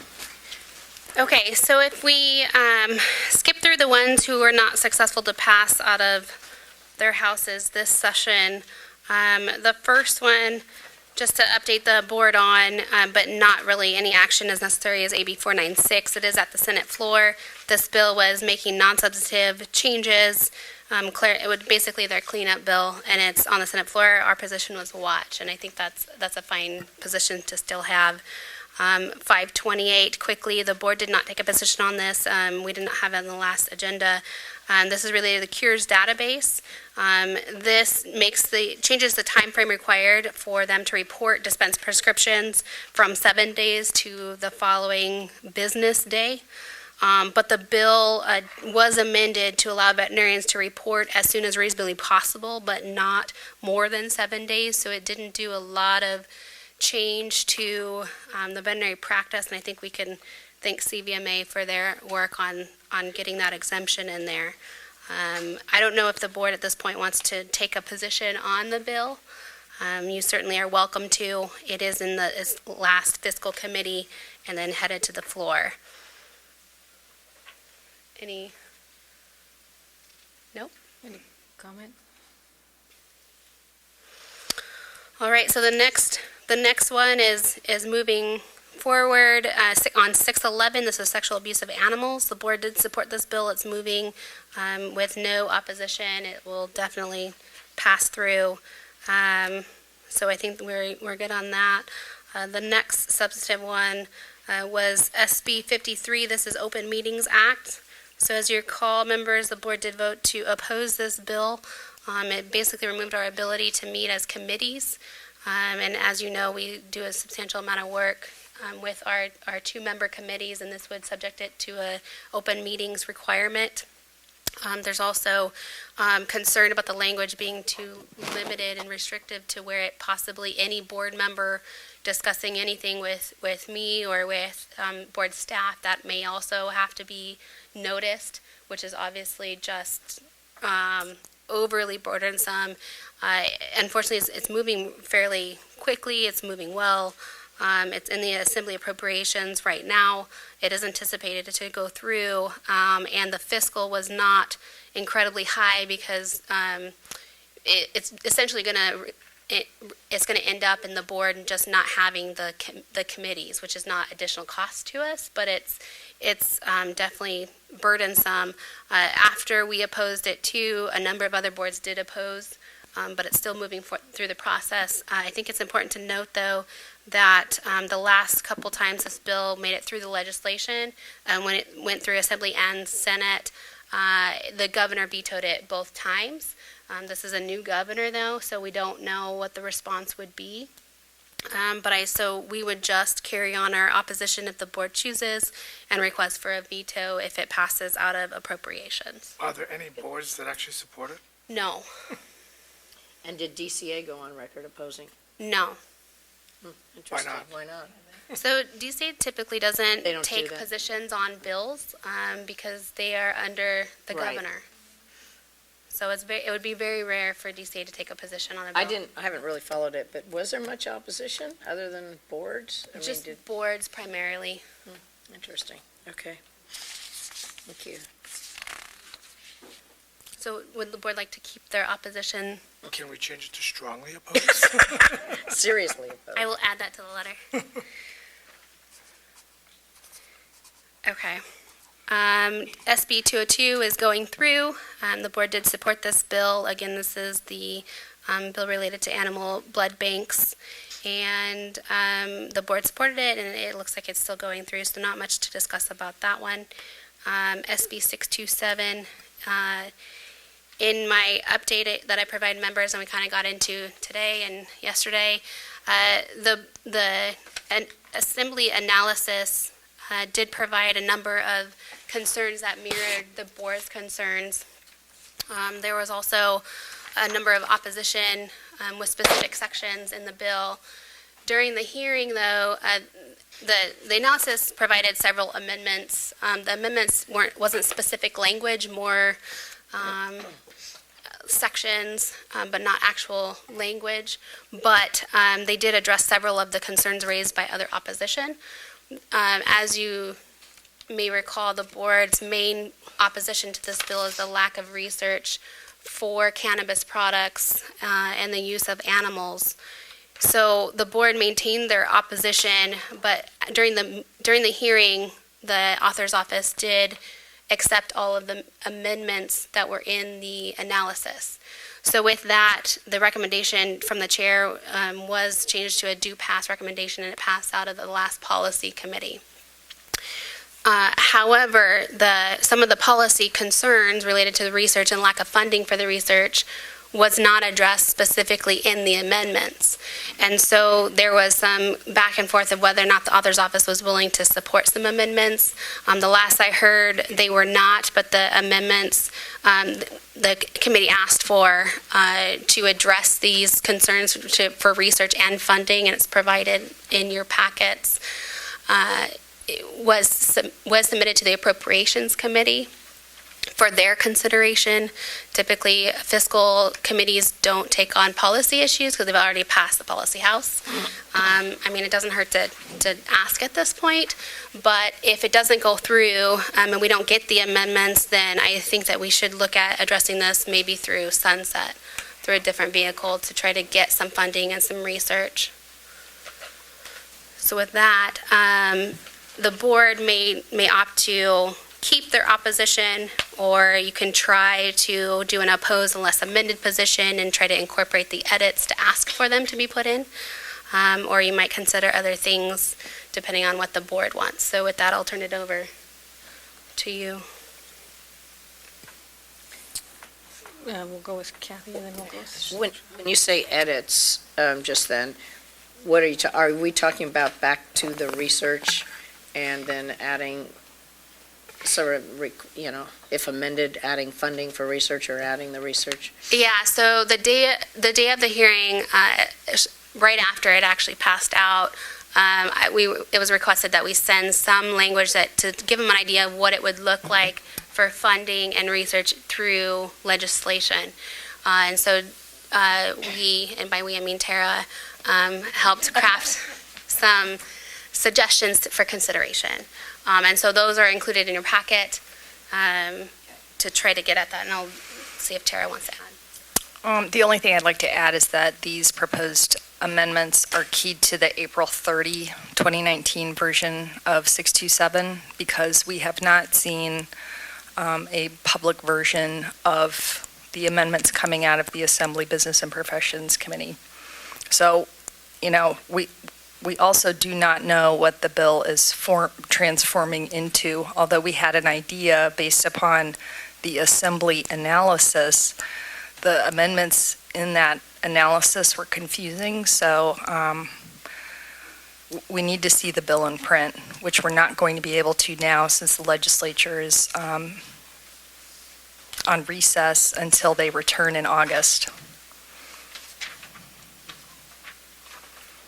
So I think our idea was if the board wanted to continue to oppose this bill, we would send a letter, potentially oppose unless amended, with these proposed amendments to provide for research and funding for that research, and send that letter and amendments to the Assembly Appropriations Committee for their consideration. I think we got a lot of things that we wanted with the amendments that were proposed. We eliminated the credentialing process for veterinarians to have to go through before prescribing. There was like a requirement for us to report back every 6 months or something like that. That was also eliminated. I think we've made some progress on the guidelines that are going to be asked of us to put out. And By the way, Dr. Hazar is now here, who I had mentioned earlier this afternoon. If anyone has any questions for her. I mean, the only sticking point is the funding. I know it's always difficult to require funding. And if we have an option to do it through Sunset, I'm not even sure how that would work, but I'm in favor of supporting it, or opposing it unless amended, with that amendment being the sticking point on funding. Is that right? Is that the amendment we would want? Well, funding and research. Yeah. Yeah. But if we don't get it, how would we do it through Sunset? So what's before you are proposed legislative amendments. So our sunset is a legislative vehicle it kind of morphs into. And so A separate piece of legislation then? Correct. Okay. Yeah.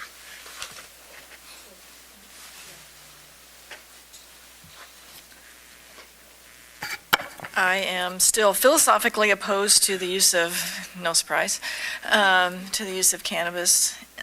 For us to be able to recommend it to our patients without having it going through, something akin to the FDA approval. If we're using it as a medication, it should be scientifically studied. And I think that opinion was echoed by the FDA commissioner that was also in our packet. I do have a question in this language that's on page 10, where I think this is what Tara wrote to try and get some of the funding for animal research. So this is page 10, item number 3. So for the treatment of animal patients, the program also shall examine the safety of cannabis treatment in various animal species and breeds. So who controls that research? Who controls the funding for that research? The legislature controls the funding. The legislature controls the funding, and this statute provides guidance to the CMCR as to what they're supposed to be studying. So, CMR, the cannabis. Yes. So they're just, and so this provision would say that some of that research needs to be done in animals. Correct. And that also says in here, if I read it right, that it has to be done at a UC. Right, and that's... Not saying which UC. No, because the current language requires CMCR to perform the research through a UC, and that's for human patients. So this is just adding to that existing provision, saying you guys also need to study cannabis treatment in animals. Can we say that research needs to be done at UC Davis? Well, don't forget, we have another AVMA accredited vet school in the state. Yeah, That but might help. they were saying it has to be done at a UC. Well, Davis is a UC. Yeah, I know, But that's what I'm Western is saying, but not. they could say, oh, no, we're going to do this in UC San Diego too, Well, since it's where the human research is being done. necessarily be a bad thing, though, because, I mean, maybe UC San Diego has developed some good ideas on animal cannabis research. I don't know. I think that if we try to limit it... I don't know if non-veterinarians are going to research the things that we need to know. Well, this also writes in that veterinarians are required to be part of the studies and research. Can I? Individuals who've been studying human medicine, we're specifically saying we need veterinarians studying this issue. So at UC San Diego, for example, there's a comparative neuromuscular lab with Diane Shelton doing a lot of research, with neuromuscular diseases, and that may be actually a use for it. So I think having it be a UC, I don't see that as being a bad thing. Well, the only problem I see is it leaves out collaborations with other universities, but I think they're going to have to establish collaborations anyway. It's probably not, in my opinion, not a good idea to be prescriptive about one campus or one set of campuses to do research. I think they need to be collaborative. I wonder if it's because it's the state funding it and it's a state university that we're doing that. But I don't think it'll preclude them from collaborating, do you? Yeah, I don't know. But I also think that if we select one university over any of the others, we're potentially looking at opposition from the other universities, which we don't need. I mean, at the end of the day, if we can get some research on animal cannabis treatment at any UC, Yeah. that would be great. But that my only point is just if we try to limit it to one university, others might file opposition against that provision. So I know that there's a question as to whether or not research is required now before the board could start promulgating recommendation guidelines. If we didn't send research amendments in, the board should really consider requesting the provisions for the board to consult with the California Cannabis Research Program known as the Center for Medicinal Cannabis Research, that's CMCR. Get that provision taken out, because otherwise, if the board is required to consult with CMCR, there's no reason to, because all they have is human patient cannabis treatment research. They don't have any animal, which we confirm with CMCR, so what's the point? You know, it's like unnecessary. So if we're not going to,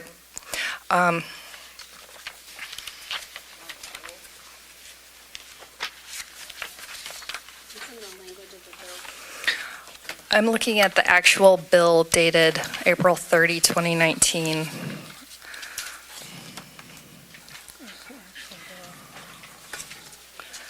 On page 5, section 4. New section 4826.3 of the Business and Professions Code. Subdivision A, paragraph 2.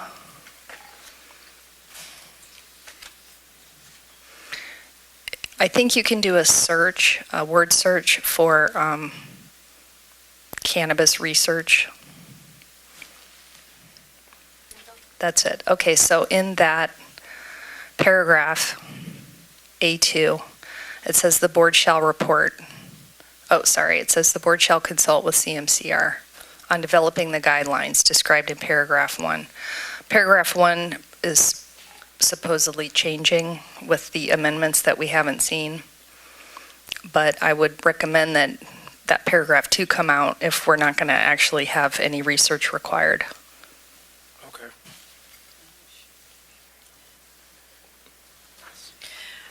Can I just continue? Oh, okay. Sorry. Yeah, to kind of continue.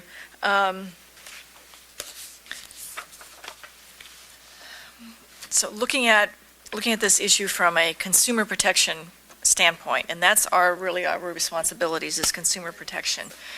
And I don't think it's appropriate to tell veterinarians, to tell the public that it's okay to use this drug when it hasn't been studied to the extent that we need it to be studied.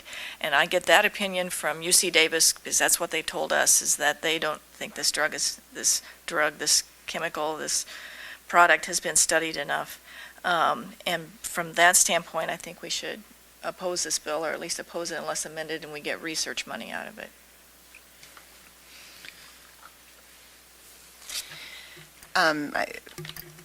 I understand where you're coming from. I really do. I do. And I'm a scientist, so I understand scientific research. But I think as a specialist, I use a lot of medications that haven't been fully tested, and there haven't been large studies, and there's been small studies, and I'm sort of using things sometimes from the human literature. And when I'm doing that, I have to sit down and talk with a client about my knowledge of it and what is out there and the risks that we don't know about. And I think that this isn't really any different than that, except that this drug has had studies that have shown it's pretty safe in animals at unless it's very high doses, which we've all seen those overdoses. And while I don't really want to be prescribing it to my patients without the research, I do think that, again, as a client protection, consumer protection, it is important to remember that these people are out there using it and taking and getting it. And I just don't know how we're protecting them if we're not, starting to have veterinarians be involved in that. And as we become involved in that, if this were to pass, I think the ability for us to actually get information is going to grow exponentially, because now we're actually starting to have and it's not, an underground conversation anymore. So I guess I'm confused a little bit about how it's going to hurt consumers for us to start being able to talk to them about it and make some recommendations. And I still do think there is some research that's out there and that's being done. So I guess my initial question was, though, to Tara, we're being asked now to either support or oppose this without actually having the language of the current bill, and I'm not sure how to do that.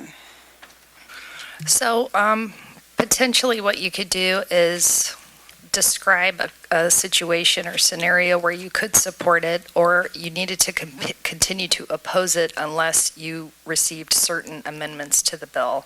So, what are the most important points? What do you need to see in the bill? And if that doesn't make its way into the bill, on what condition would you need to continue opposition? I know it's tough. The other thing is, you could do broad strokes and then delegate the review and subsequent letter to the executive committee, because those amendments are going to come out before the board meets again, and the bill it could be signed into law before the board meets again.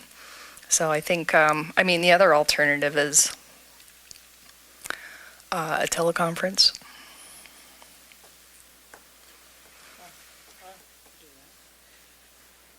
This has already been through committee hearings, and the committee hearings have come up with a position of do pass, which means they want it to pass. And in the interest of our sunset review that's coming up, I think we are addressing what we want, which is research. We're not blowing off research. We're putting it as one of our amendments that we want to see happen. I would even say that our position should be support if amended. It just gives a much more cooperative feedback from us on this issue, as opposed to oppose if amended.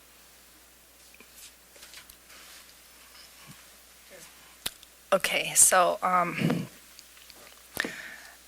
think that the only way you're going to make any change to this bill is to actually take a position, oppose or support, because if you say oppose unless amended means you're opposed. If you support if amended means nothing. It means you don't have a position. You no longer oppose it, and you would only support it if they added some things to it. I'll just say support, move on. Right. So, if the research is important, you need to take a firmer stance on this, because that's the only way it gets recognized in the analysis, so that the legislature in the Appropriations Committee can actually see that the board has taken a stance on this and has delivered information of what's important to the board. Good point. Can we then say we're neutral and have a teleconference for when we can actually see the new amended bill? Wouldn't that be a watch? Well, you currently have an opposed position, so you'd want to change it. If you wanted to do that, you could change it to watch, but know that pending legislation moves so quickly, and we would need to do a 48-hour noticed meeting, which we can do. It just takes some logistics behind the scenes, so we would need to know a public location for each member really quickly. I just want to clarify the amendments that we're talking about that we don't yet see, because they were at Assembly B and P, and the author didn't oppose these amendments. They accepted them, right? And that's the ones are about clarifying quality, qualified veterinarian, take that primary caregiver, changing, striking those words and things like that, the cleanup stuff. In addition, did it speak to the research? It just didn't have funding about the research? Because it's So not clear to in- me in this document. In the analysis. I'm looking at the assembly B&P Yeah. analysis. So in that analysis, under policy issue, it speaks to the significant lack of research and funding for the research and recommended that that's be included. However, that was omitted from the actual amendments provided. Got it. So far, the amendments that were approved that were not yet in print are those more of the cleanup verbiage type things. And then that research portion is in what we would propose as an additional amendment to be taken up in appropriations, right? Which would be the only place left to do it, which is kind of unusual for it to happen there. Okay. It's Just not wanna- unusual. Huh? It's not unusual. I mean, I think a lot of times Well, but for this amendment, like this concept to be in there is a little different than their normal. But it could happen. I mean, we could definitely, I'm saying, but right now, the bill we're waiting for is just the technical changes. It doesn't have any of this in it. This would be what we'd be talking about adding oppose unless amended with this, essentially. Okay. Any other comments? Comments from the public?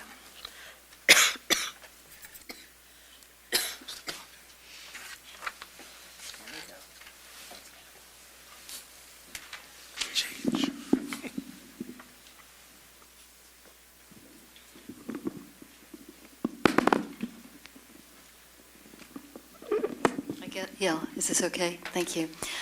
Susan Tibbin, good afternoon.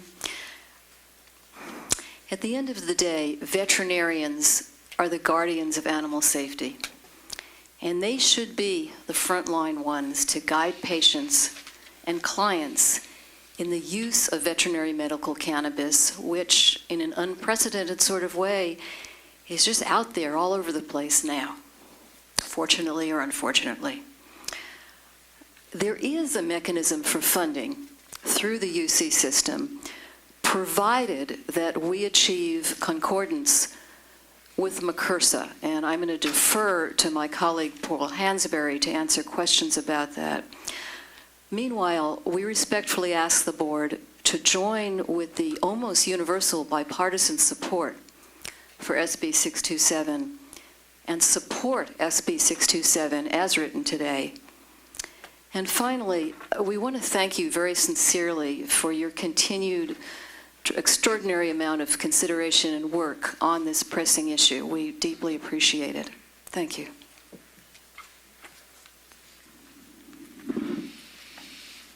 Good afternoon, Paul Hansberry. SB 627 addresses a very unique situation because the medicines are available now. FDA approval is not very likely because of the Schedule I substance, and this is California. It's a very different world, and it has different laws, it has different people, it has different attitudes, they have different kinds of questions than Idaho, Tennessee, or Georgia. This is not a social experiment, SB 627. This is a solution to a problem that needs addressing now. The people that the clients, they need this solution yesterday.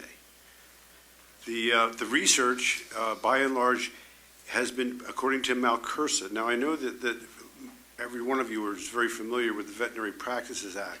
SB 627 does not modify that. What it does do is modify MCRSA, the Marijuana Adult Use Act, and that statute was brought in by the voters. Okay? There are very specific things in there regarding adult use, medicinal use, research funding, where it goes, how it's to be spent. It's to be spent just within the UC system. There's no collaboration with private enterprises. They need to be privately funded. But there's definite percentages and amounts of money that are dedicated to research from the revenues generated by the cannabis industry. by including animals as patients under Malcursa, that allows them to apply for that money for research. I remember about a year ago, a little over a year ago, there was a presentation from someone from UC Davis who has they have a DEA license, but they needed $100,000 to proceed with it, and they couldn't get the $100,000. I spoke with them at the last VMB meeting down in Riverside. They still hadn't gotten that $100,000, which would be a pittance with the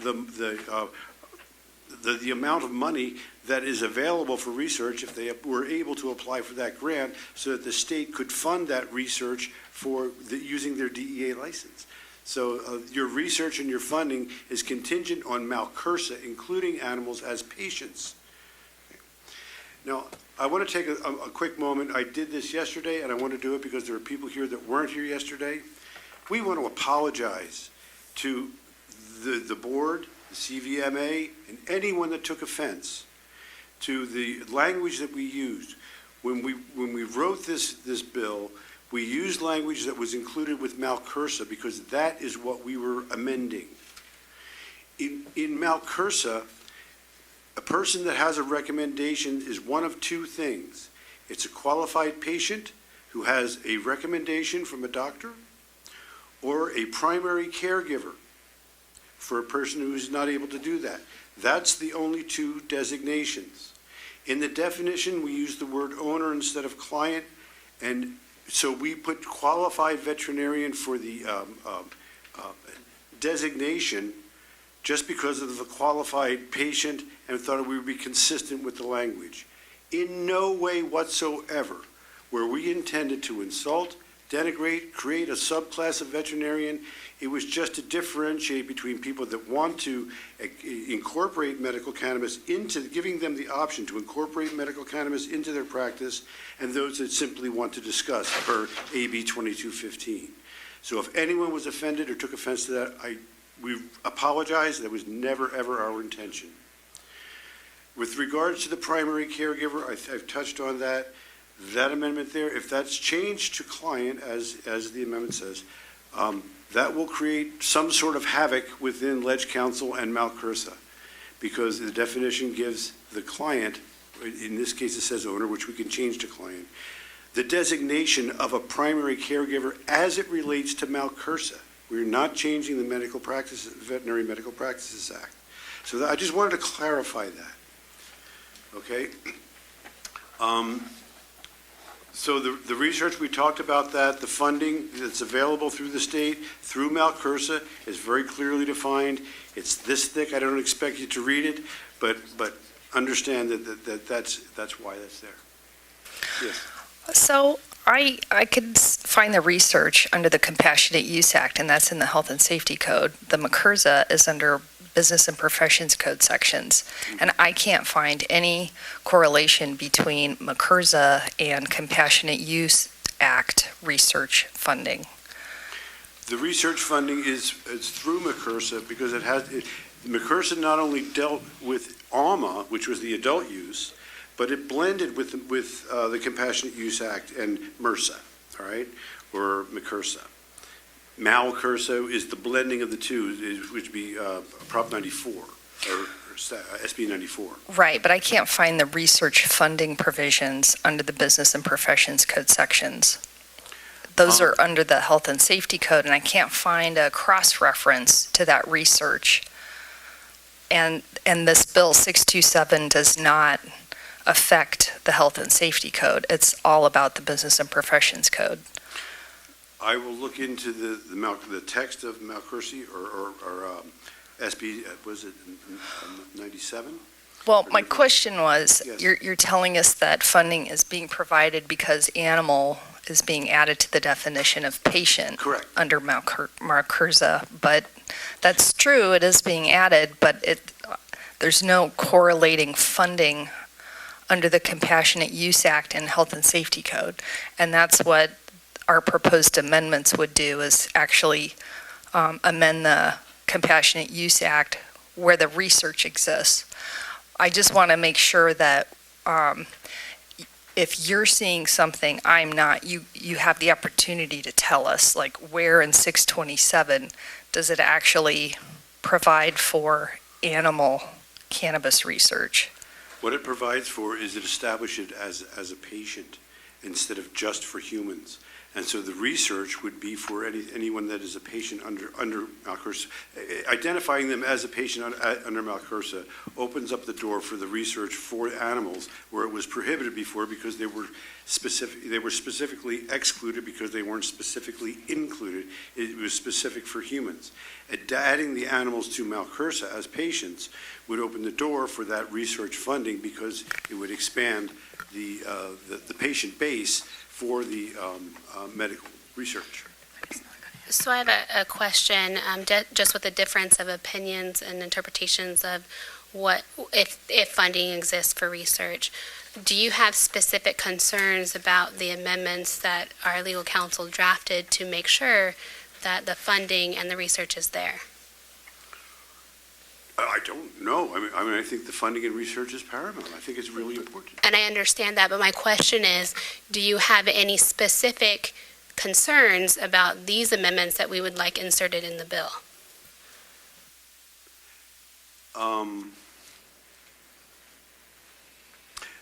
I haven't seen these proposed amendments. I could read them and get back to you about that. Okay? Are there as part of the materials in the agenda? Yes, they are online. We can also provide a printed copy to you. That would be great. Thank you. Okay, but as it's written today, we would petition and wish that you would reconsider your views, and we would love to garner your support for this bill as written today. Thank you.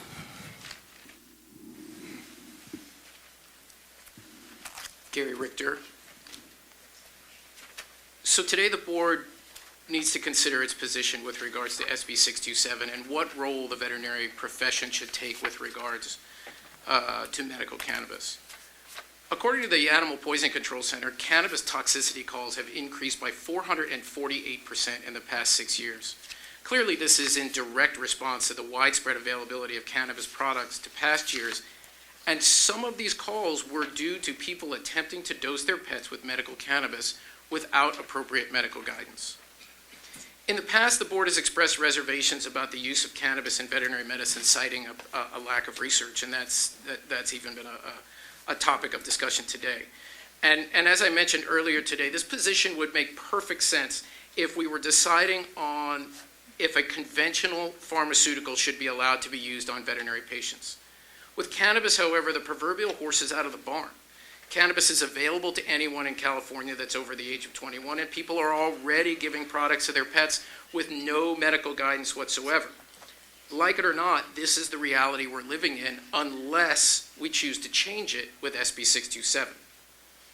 There have also been concerns raised about where the veterinary profession as a whole stands on this issue, and particularly with veterinary specialists. I've provided the board with letters of support for SB 627 signed by nearly 50 veterinary specialists and residents. You also have a letter of support from Dr. A.J. Shrivastava, a veterinarian and PhD in pharmacology who is a faculty member at the University of Wisconsin. And perhaps most significant, you have a strong letter of support from Dawn Booth, veterinarian, PhD, and double-boarded in internal medicine and pharmacology. Dr. Booth is, by anyone's estimation, the preeminent voice in veterinary pharmacology today, and she is well known for her adherence to scientific rigor and evidence-based medicine. Dr. Booth's endorsement of SB 627 speaks volumes about the direction our profession is headed with regards to medical cannabis. I'd also like to point out, as it pertains to the discussion of FDA approval of medications, number one, if somebody like Dawn Booth feels like the necessity of SB 627 precludes current FDA approval, I think that speaks a lot to how we should look at this. And secondarily, let's not forget how many off-label medications are used in veterinary medicine every day.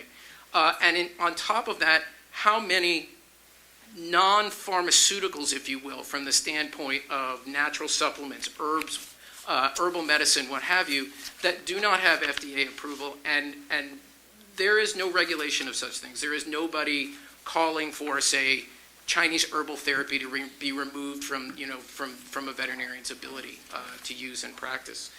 So while FDA approval would be great, and one of these days I'm sure we'll have it, it really should not be the stumbling block to get this done.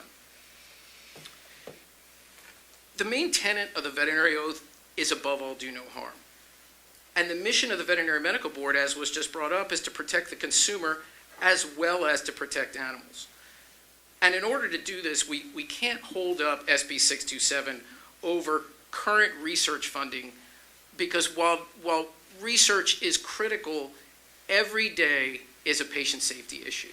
Every day that people are going and they're purchasing cannabis for their animals, effectively over the counter as though it were a nutritional supplement, there is a patient safety issue. So I urge the board to act today in the best interest of animals by supporting 627 and allowing the profession to do what we're trained to do, to provide medical recommendations in order to protect the health and safety of our patients. Thank you.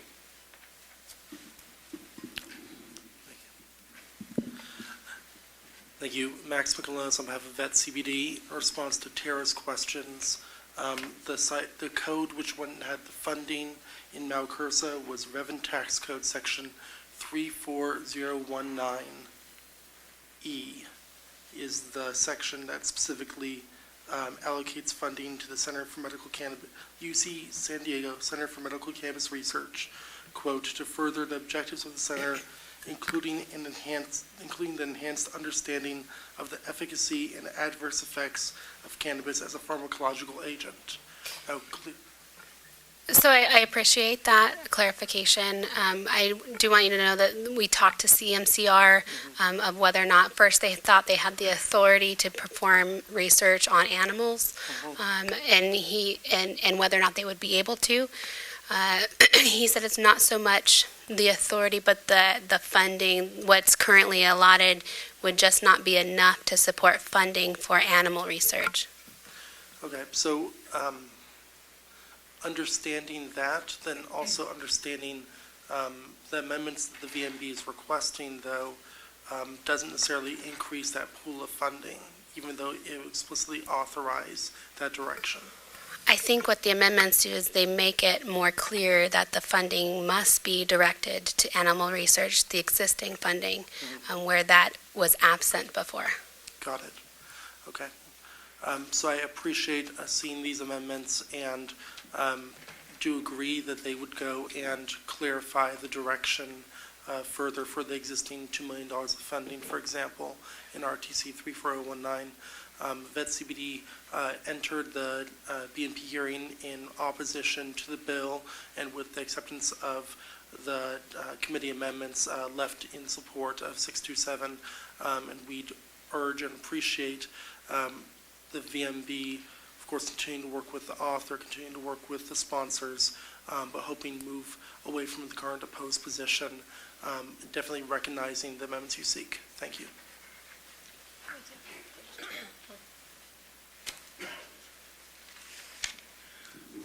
Dr. Al Aldredi. I've been hearing supporting of this bill without any evidence of the pros and cons of what is going on. And the gentleman brought up the fact that we are charged with doing no harm. How can we be certain that we're doing no harm when we're prescribing medication that we have no knowledge of? The other thing is, we're talking about extra label use of drugs. These drugs have been used in universities. They've done trials on these things. They're not labeled because of the cost of putting a label for a specific species on that drug going through the drug trials.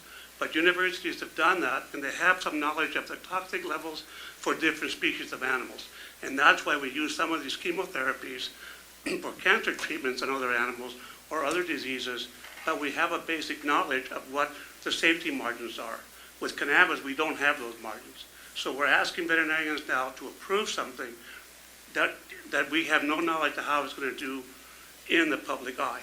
And I think the board should oppose this bill until we get some of the amendments put in place that will start the chain to do the studies that are needed to have this bill passed.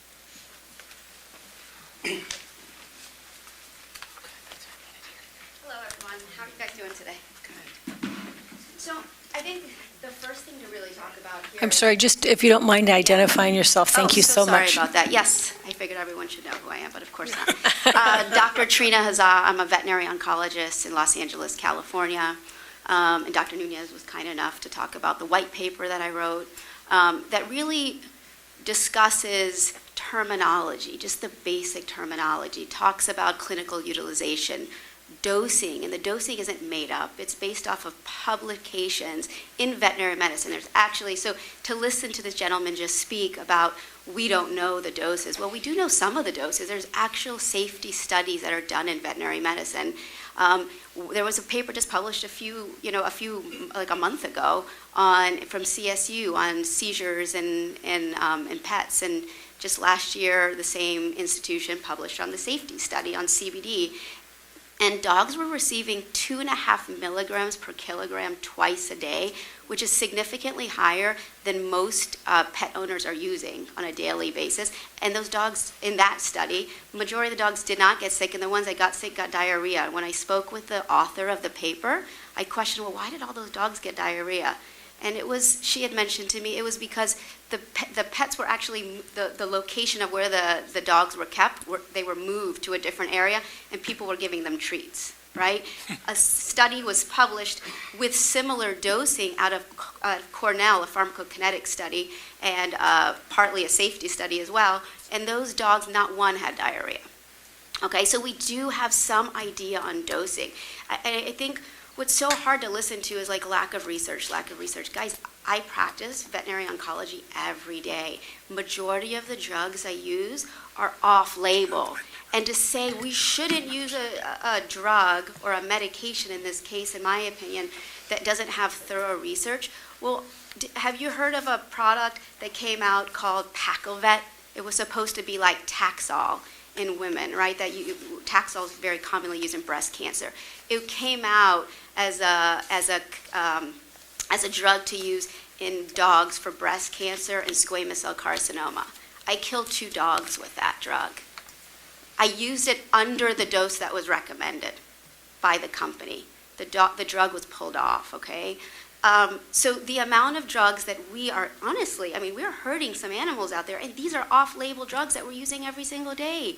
So I just think this is an uncomfortable topic, right? It is. We can just talk about it. This is uncomfortable. It's cannabis. Where sexual abuse in dogs is also uncomfortable, right? Or in animals. So I just think that if we sit there and say, if veterinarians who understand the anatomy, the physiology better than these bud tenders and these people that are at the dispensaries giving our clients and the caretakers of our patients information because we are not allowed to say anything, well, this is where something's bad. It's already bad things are happening because we're not allowed to say anything. Our hands are tied. We're now allowed to discuss, but when a client says to me, well, doctor, I have these products, what do? I say, well, the board tells me I can't tell you. Now we've created a really bad situation. So all I'm saying is if you look back 24 years ago when Prop 215 was approved for physicians to be able to write recommendations and give guidance to their patients, that's all we're asking for. It's like, hey, 24 years later, veterinarians who, by the way, I think are very, very smart and perhaps smarter than some MDs because we treat many species, right? Why can't we just be able to do what they've done 24 years ago? That's all we're saying. If I came to you and said, hey, we're all asking to sell drugs in the back of our hospital, we're not even talking about carrying these products, but I can carry Paxlovid in my hospital that will almost always hurt an animal, but I'm not even talking about that. I don't even think that's a topic maybe in 5 years from now. We're just saying, can we just support the owner that has questions and that says, doctor, what do? Why can't we? And some veterinarians don't even care. Like Dr. Waterhouse, you don't really believe in cannabis, which is totally fine. There are going to be lots of vets out there, like the doctor that just spoke, that doesn't believe in it. That's okay. Maybe they don't have to recommend it. They don't even have to talk about it. Dr. Nunez does a little chemo and then decides he doesn't want to do this one case and sends the case over to me, right? Like that is the prerogative of the doctor.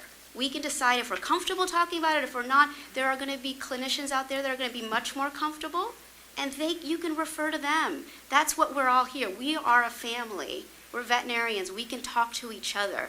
But to be able to make it so we can't help our patients, we are those guardians, right? Let us do our job. And just let us be there for our patients. That's all. Let us be what MDs were able to be 24 years ago. I mean, that's all we're asking. And then we can deal with all the other stuff, right? And I can support you guys. I can help you. We don't have to sell anything. I'm not even going there. But let us just do our job and be the guardians for our patients. Thank you, guys.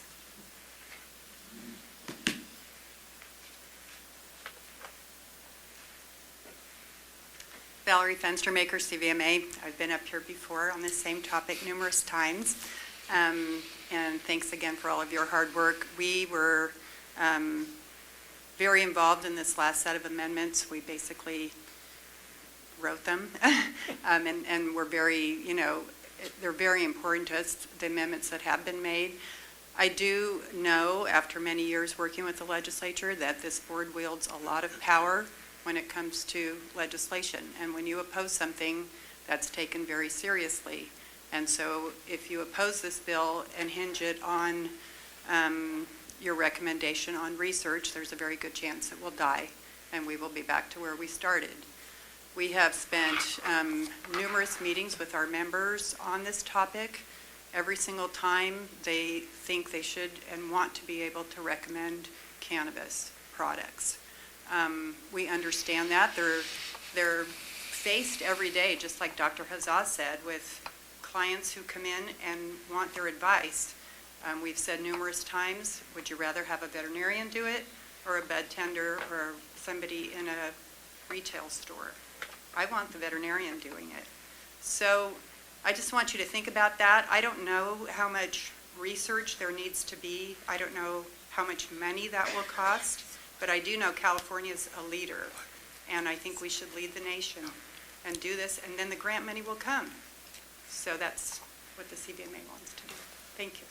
Is the CVMA's position currently support?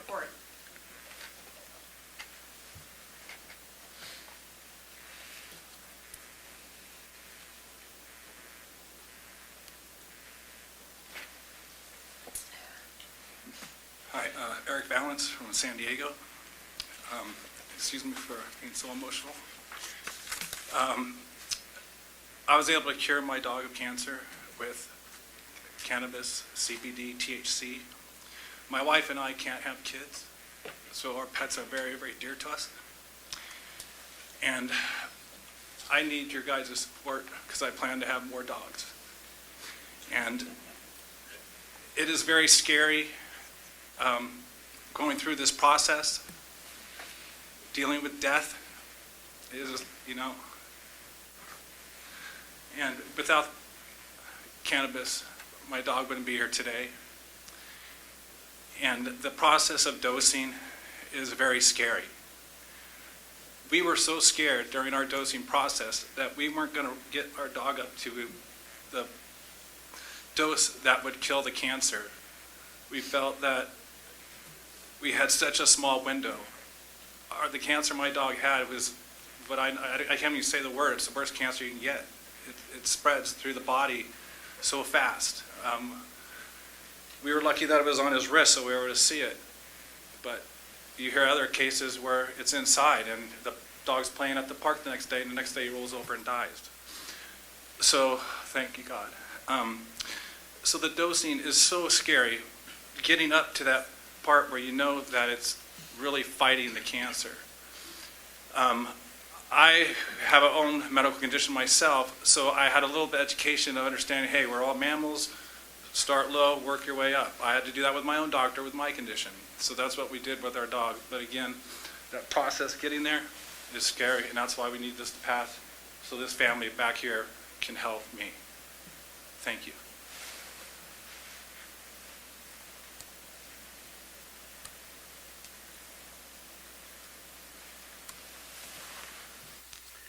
Hi, Paul Hansberry again.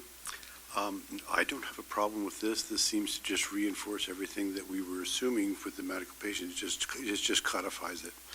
Yeah, it seems fine to me. Can I ask what you're referring to? Is that the amendments that we've recommended? These are the amendments, yes. I'm sorry. They were kind enough to give me a copy so I could read it. So I'm just following back up. There's a point on these amendments I need to point out. I've primarily been highlighting that they're directed at research. However, this first proposed amendment would revise page 5, strike lines 23 through 28. And those provisions are that the board shall report to the legislature on January 1, 2021, and every 6 months thereafter on the status and progress of developing guidelines. And the report required would be submitted pursuant to the government code. I need to highlight that because I haven't brought it up before. I mean, we've been talking about research, but these amendments would also strike this 6-month legislative report on January 1, 2021. This is not part of the CVMA's proposed revisions.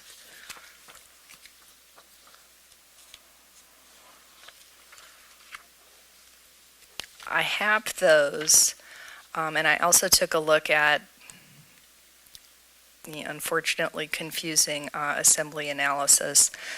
The analysis would implement a 2022 deadline for the board to adopt recommendation guidelines, which is fine. It's just this 6-month reporting requirement to the legislature that is burdensome. So that first very minor looking amendment would strike the 6-month reporting requirement as well. So for clarification, you accept that as being reasonable? Striking the 6-month reporting? Yes, but it's my understanding that it was also a typo, that it was supposed to be to 2021 instead of 2022. But we'll see what the Ledge Council comes back with. Okay.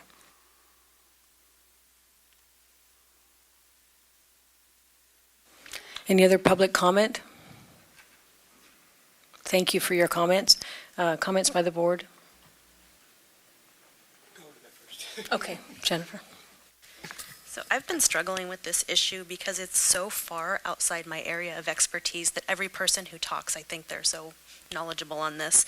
But one of the things that was brought up was consumer protection, and our role is consumer protection, but that doesn't always mean giving into public demand. Sometimes we do protect the public from themselves.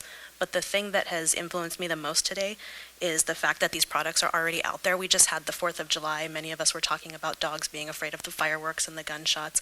I can tell you I saw so many people with products, and I don't know if they were industrial hemp or cannabis or THC, but they were just giving these things ad libitum and with no threshold, no therapeutic thresholds, and they can go to their vet. A lot of vets won't know anything about it. Just passing this isn't going to mean that the veterinarian knows about it, but would we rather have them talk to somebody who is an expert or a bud tender who's a member of the general public giving it in brownies and grape jelly and xylitol? So if we continue to oppose this, is that going to basically have us bully someone into giving us funding and research? I don't really know what we can do about this, but the fact is the products are out there and people are using them. So I don't know that continuing to oppose this will help the general public at all. Thank you, and I'm new, obviously, to this board, but after hearing, all the different comments, it seems to me that, yes, our role is to protect the client and the consumers, and what was also very telling was the fact that animal toxicity has gone up, has increased 448%, and that should be, very alarming to us, and yes, the products are out there, and we veterinarians should be able to have the opportunity to either recommend or at least give some type of guidance to those folks that already have these things in their hands, to be able to tell them how they can be safe, how they cannot, and just as Dr. Rizal stated earlier, if a veterinarian does not want to recommend or, offer that to somebody else, then that is their ability to be able to do so. But to continue to oppose a bill that, and research is important, and we want to be able to be fully informed, but to continue to hold up a bill for that research, kind of like almost like bullying into getting funding, I don't think is in the best interest of what is the consumer who already has this in their hands.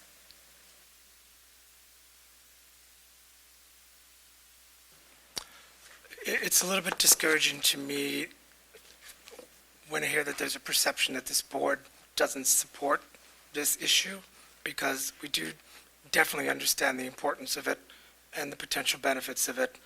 But we tend to be a very analytical board, and to a certain extent, I also agree with what Dr. Waterhouse's insistence that we need research, but bullying is not the correct word. I mean, it's either support if amended or opposed if amended. My worry is that if we go with support if amended, the only thing they're going to see is support and not really care too much about what the amendments are. Unfortunately, animals are often forgotten when it comes to research dollars, and unless we really make a good, strong fight for those research dollars, they're not going to happen. And I'm not sure if I have faith in an argument that was made is that because animals were included in, I think Tara was going back and forth, that the money's going to follow that way. I don't have faith in that argument. So I know my leaning is towards oppose, unless amended, because I really want those research dollars. And if we don't put that opposed position, we're not going to get those research dollars. I don't think that the bill will fail, like Val had mentioned, if we oppose it. So I disagree about not being able to get the research funding if we don't put this on the bill. As somebody who has had to write grants for research and knowing people who write grants, there's a lot of private companies that provide money for research. I think that there's a number of private companies that would stand to benefit from research. So I think that there's an untapped well of resources that could be available if this is something that veterinarians can start to do in California.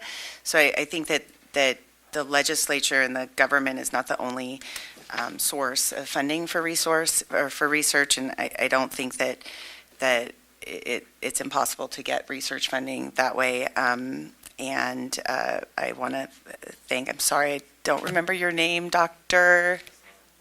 Azal. Thank you for coming and sharing some of the more recent peer-reviewed journals. I think we need to recognize that there obviously clearly is some scientific research that has been done and is continuing to be done. And I would be in favor of supporting this bill. Thank you. I really hope this is a miracle drug, like some people keep saying it is. I really hope that's true. But I don't feel I would be a responsible professional by just starting to use it on the whim of hoping that, and without having it have more research behind it.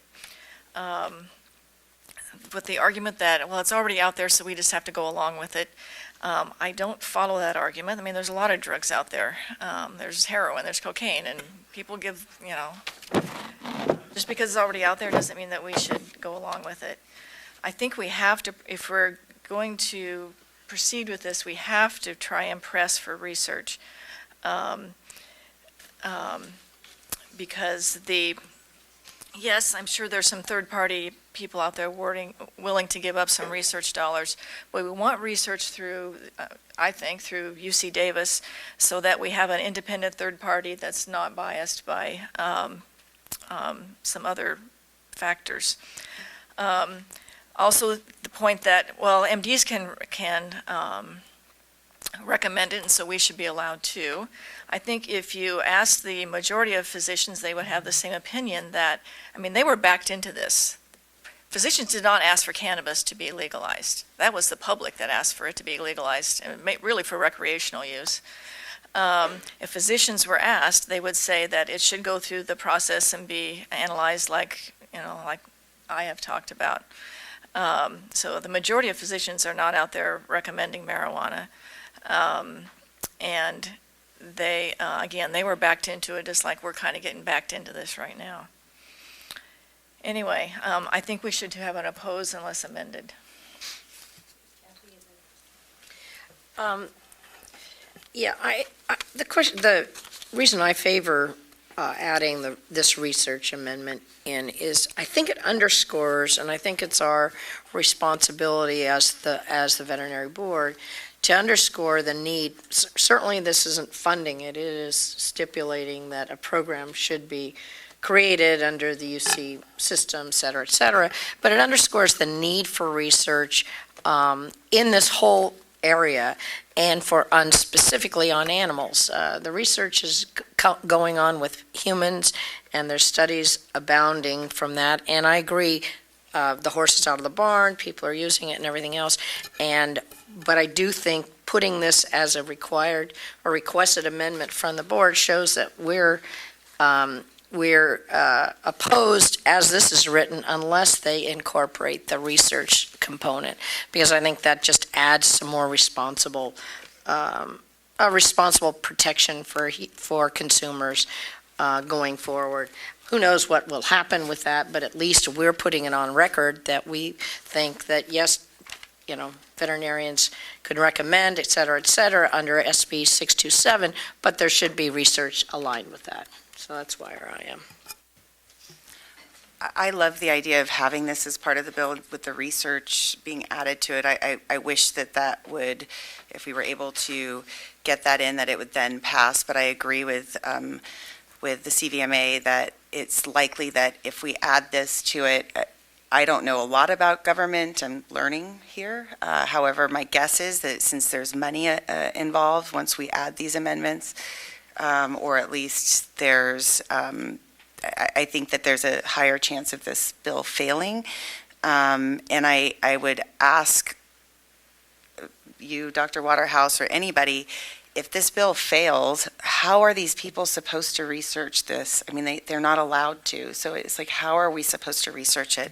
How are we going to get this information? And yet we're saying, no, we need to put this on the bill, but then the bill fails, and now we're again back in the same boat as we've been. So I support the idea of it. I don't think that I may be naive, but I don't think that it's going to pass with that in it. The other thing that I think is incorrect is the idea that there is no medical use. I think that you're right. This whole panacea of things that it cures, I think that that's overblown and clearly not real. However, there is clearly a medical use for seizure disorders. I think that in people there's a lot of pain control, and that is evidence-based. It's not just people who want to be recreational users. When this was passed, these people that were needing it, particularly the seizure patients in my mind, this is one of the few things that helps control those seizures. And so I think there are medical uses in people. Again, the research in animals does need to happen. And then, yeah, I think that adding that amendment to it is going to kill this bill, and we're going to be in the same boat. We're not helping anybody with that, but I'll stop talking. Sorry, just one last thing, and just echoing like what my colleague was saying, if by continuing to oppose this bill with the only with the amendments of having research, we are taking out veterinarians from being a part of the conversation entirely. And something that was stated earlier is, how are we protecting the consumers and how are we protecting the animals if veterinarians are not involved? And this SB 627 is giving the opportunity to veterinarians to be involved, to be able to state, I recommend this, what is the dosage, to have, a public member that just gave comment be scared of what dosing they're supposed to give and guess on their own, I don't think is, behooves what is, the consumer and what it is that, the the role of what we're supposed to do to protect. And so, again, I think we all understand the importance of research and having more backing to what it is that's going on. But until, we don't know if yes, the amendment is going to come through with the research. We don't know if that research money is going to come. And until then, everyone's hands are tied. And until then, we have consumers with their animals not being able to have any guidance or any recommendation from those folks that they are seeking guidance and recommendation. Dr. Sullivan. Dick Sullivan, member of the MDC. I'm also on a subcommittee of the AAVSB, which is looking at all state legislation concerning cannabis. And we are drafting, like you are, a guidance to that. This is a possible scenario or option that you have that hasn't been discussed. Let's separate the two issues. Let's plan on putting a bill through next year for funding, take it out of this year, and address the issue of recommending with this bill alone. I think that you would have tremendous support on a bill, separate bill that deals with funding for research. And I think what we're doing today is clouding the issue of recommending by tying in the funding bill. I think you should separate them and vote each on its merit and go from there. Thank you. Kathy. I just read, thank you, Dr. Sullivan, and I tend to agree. But I wanted to clarify the language of this, just so we're talking about, because it's hard to predict what will and will not sink a piece of legislation in an amendment. But the language here is sort of wishy-washy at the beginning. It puts our intent, the intent is clear about research, but it is if the regents of the University of California, by appropriate resolution, meaning it goes to the regents, to accept this responsibility, the University of California shall create a program to be known as the California Cannabis Research Program. Is that about our animal portion, or is that That's what is existing in effect law now? Yeah, that's in effect now. Okay, and they have already done that, and what we're trying to do is just add animals to that. Right, so if you scroll through this document, you'll see italicized blueprint, and those are the amendments that we're suggesting. Okay, to the program they've already, and that's the part about qualified vets involved and things like that. So it's just adding to the program that they have. First of all, God, I miss you, Dr. Sullivan, because that just turned on a light to me that we should take a position of support if amended, and if we don't get that amendment of added funding, we can always add it to our sunset review legislation. And I really do miss you. I don't understand why it's really a problem. And I make that motion. I second that motion. We need to, You can have discussion still, but you have a motion in a second. well, he snuck that last part in, so would you like to He is pretty reword sneaky. you didn't, My I didn't motion is to follow it as support closely. if amended. And I seconded it. And the amendments are what Tara wrote. Your motion is to support The 627. proposed amendments that Tara wrote. Okay. Support the bill if the proposed amendments are included. Correct. And you had a second from Christine or from Kathy? It was from Christine. Okay, so we have a motion and a second discussion. Kathy? Were these amendments, as Tara wrote them, which was basically inserting animals and vets throughout this, considered by the author at B&P's? So after the hearing, we provided it to committee staff as requested, and I was after it passed. And then I was told that they consulted with the author's office and they were unwilling to accept the amendments at this time. Oh, did they have any reason why? I was not That told they the were reason. willing to say? All right, thank you. Sure. So that's why I think we should oppose unless amended, because we have nothing to back that up. We need some more pressure to try and make the research happen. And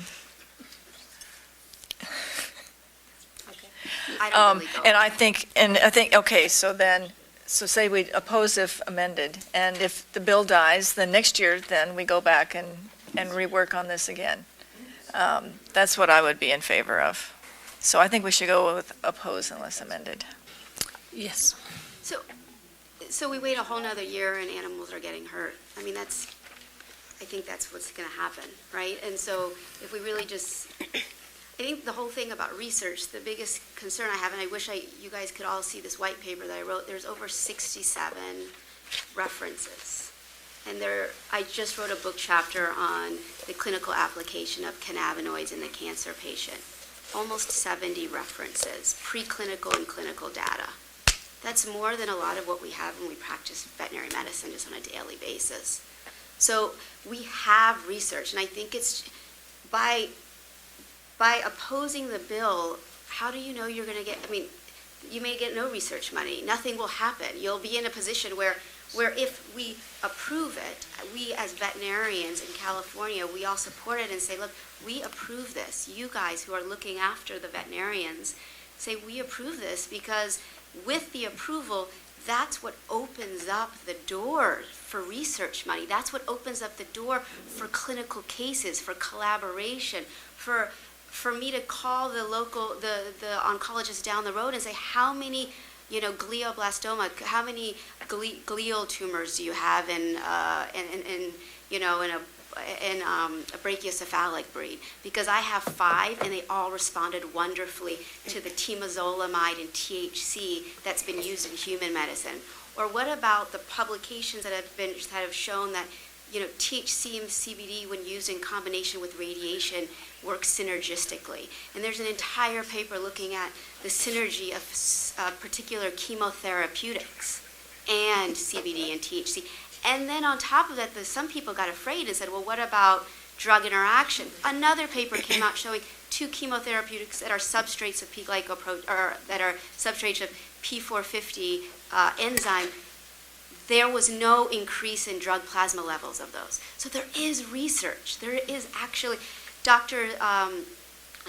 Stephanie McGrath out of CSU, what she published in her seizure study that no one really talks about, that's the most important part, is she ran phenobarbital and potassium bromide levels on all those dogs that were on 5 milligrams per kilogram a day of CBD. Again, way above what we use in clinical medicine, as just out there, and neither of those statistically increased, guys. Neither of those drugs. So we have some safety information. We have a lot more research than I think. It's easy to say, well, we don't have anything, but we do. I have a total of 140 references of research, of preclinical and clinical data that support the use. But it doesn't mean it works for everything. And I think that's the biggest thing, is it's like, well, guess what? It can work for all dogs or people or pediatrics with seizures. No, that's not true. Epidiolex, the only FDA-approved cannabinoid that has been, that came out in 2018, does not work for every Dravet or Lennox-Gastaut seizure disorder in pediatrics. It works for a subset of them, right? But guess what? Vinblastine works for a subset of mast cell tumors. If you want to know, it's actually 42%, right? But we're all using it. And so I think it's important that people know it doesn't work for everything. I'm certainly not coming out saying it's going to be the drug of choice for every disease. I think it gives a chance for this nice man that came up and said he didn't have any other choice for his dog that was working, and it worked, and his dog is alive because of it, right? And there are going to be diseases, certain cancer, certain neuropathic pain where gabapentin and NSAIDs and all of these things don't work. And then we also have information on drug interactions already that exist. And guess what? There's so few drug interactions. There's so few contraindications this is published research. So if you look at a safety, it's safe. I mean, if we're looking for research for safety, 3,000 milligrams per kilogram of THC, none of the dogs died. We don't have pharmaceuticals that are like this, right? So if we're looking for safety from a clinical or research perspective, then we have the safety. Now we're going to look for the research on efficacy. That's what really needs to come out. And how do we do that? It was we passed this bill so we can collaborate. So I can work with the vets out there and say, hey guys, what are you doing? Let's put this together and come up with case studies. So we can present it to the board next year and say, let's talk about research. What do we have out there in regard to research? That's the next step. And I think Dr. Sullivan brought that up really wonderfully, is let's focus on getting this passed so vets can recommend it and protect their patients. And because we know based off of what has been published, it's safe. No one's questioning that. Compared to a lot of the pharmaceuticals that are out there every single day, the research part for clinical efficacy, that's to come. And let us work together and collaborate to make that happen. Okay? Thank you so much. I just wanted to comment to Dr. Waterhouse's point that we'll just start over next year. We're mid-year in a 2-year cycle, and so the time frame is a lot smaller, and it makes it more difficult for this to be introduced at the tail end of the session. So it would make it harder. Just throwing that out there. Grant Miller, CVMA. In relation to Jessica's information regarding the author's office rejecting the requested amendments, we've worked very hard on this bill, as we did on 2215, not only to represent the profession, but also in an overarching goal to protect consumers and make sure we're doing what's best for animals. I think the board would agree with that based on what we've done with discussion in 2215, what we've done here. That is very important to us. And I'd like to point out that the author's office has been very willing to work with all parties on this bill. And they're really interested in trying to get this bill passed. We are probably assuming here that because they did not take your amendments, they knew that those amendments would mean the bill's peril. So if you put in a research amendment, that's going to create a fiscal impact that was going to create an issue at appropriations, and it's one that they likely didn't feel could get this bill passed. Also remember that at the Capitol, if there's a bill that doesn't pass, it's very hard to find an author to just pick up the bill the next year and take it. So that's also something to consider. It's not that it's impossible. I think that sunset's actually a possibility for something like funding. The last thing I'd like to impress upon you is, let's say that we did get funding. Let's say that we did have UC Davis do the research, and let's say that UC Davis got the research done in some reasonable amount of time, which I would suggest would be years down the road.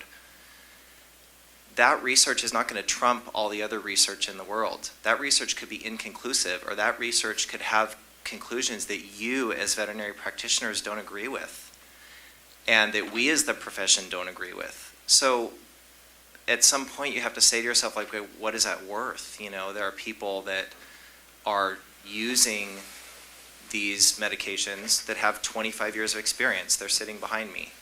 And those people are aware that they are responsible for their patients and responsible to answer to this board as a disciplinary body if something goes wrong with their patients. That's still within the board's power. So if that were to come to pass, there were some kind of a complaint, that would all be something that would be subject to the Current Practice Act. So I would encourage the board to see this as a baby step. Is it perfect? No, it's not perfect. 2215 wasn't perfect with discussion, but we realized that we had to throw our hat into this ring because on its face, even with no research, I guarantee you we have forgotten more than a bud tender will ever know about this subject. And we needed to be in that ring to meet the needs of our clients and to protect our patients.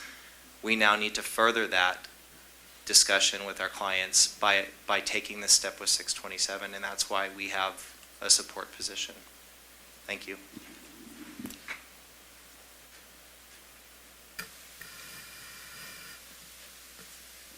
Good afternoon, members of the board. My name is Charles Lozo. I'm an attorney for over 30 years. I was here for 2215, and I love the impassioned debate. It seems very simple to me that the CVMA, the largest veterinary medical organization in the state, supports SB 627. They have indicated that if this bill is saddled with an amendment seeking research, it will die. The answer that can be picked up a year from now leaves consumers without protection. Dr. Sullivan, who I remember on the board last year, made a very reasonable approach that says, let's bifurcate the issues. Let's address this year under 627 the power of veterinarians to recommend, because we know what 2215 gave them, but as Dr. Hazza pointed out, there's a lot of confusion right now because clients are walking in with products that the veterinarians can't react to. There doesn't seem to be any reason that I can find under consumer safety or animal safety not to have the bifurcated approach, allow for recommendation this year, and present a clean bill approach suggesting to the legislator, and think about it from a legislative standpoint. Let's get dollars for research for medical cannabis for companion animals. That's a hard one to oppose. I think the legislature would look at that and go, boy, that's a good one for my constituents, because right now they're all trying to figure out what to do about this product. Thank you.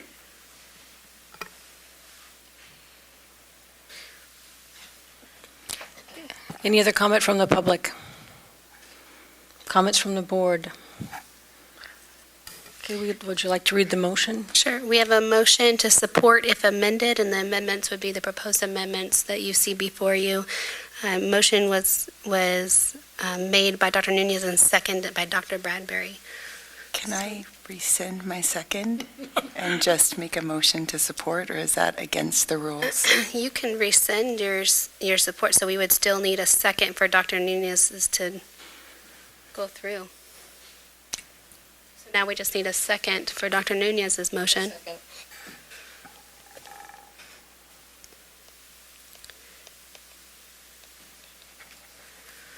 All right. So the motion is support if amended. Ms. Bowler. Oh, yes. Dr. Bradberry. Yes. Ms. Laredo. Yes. Dr. Nunez. Yes. Ms. Prado. Yes. Dr. Waterhouse. No. Dr. Noland. Yes. Motion carries.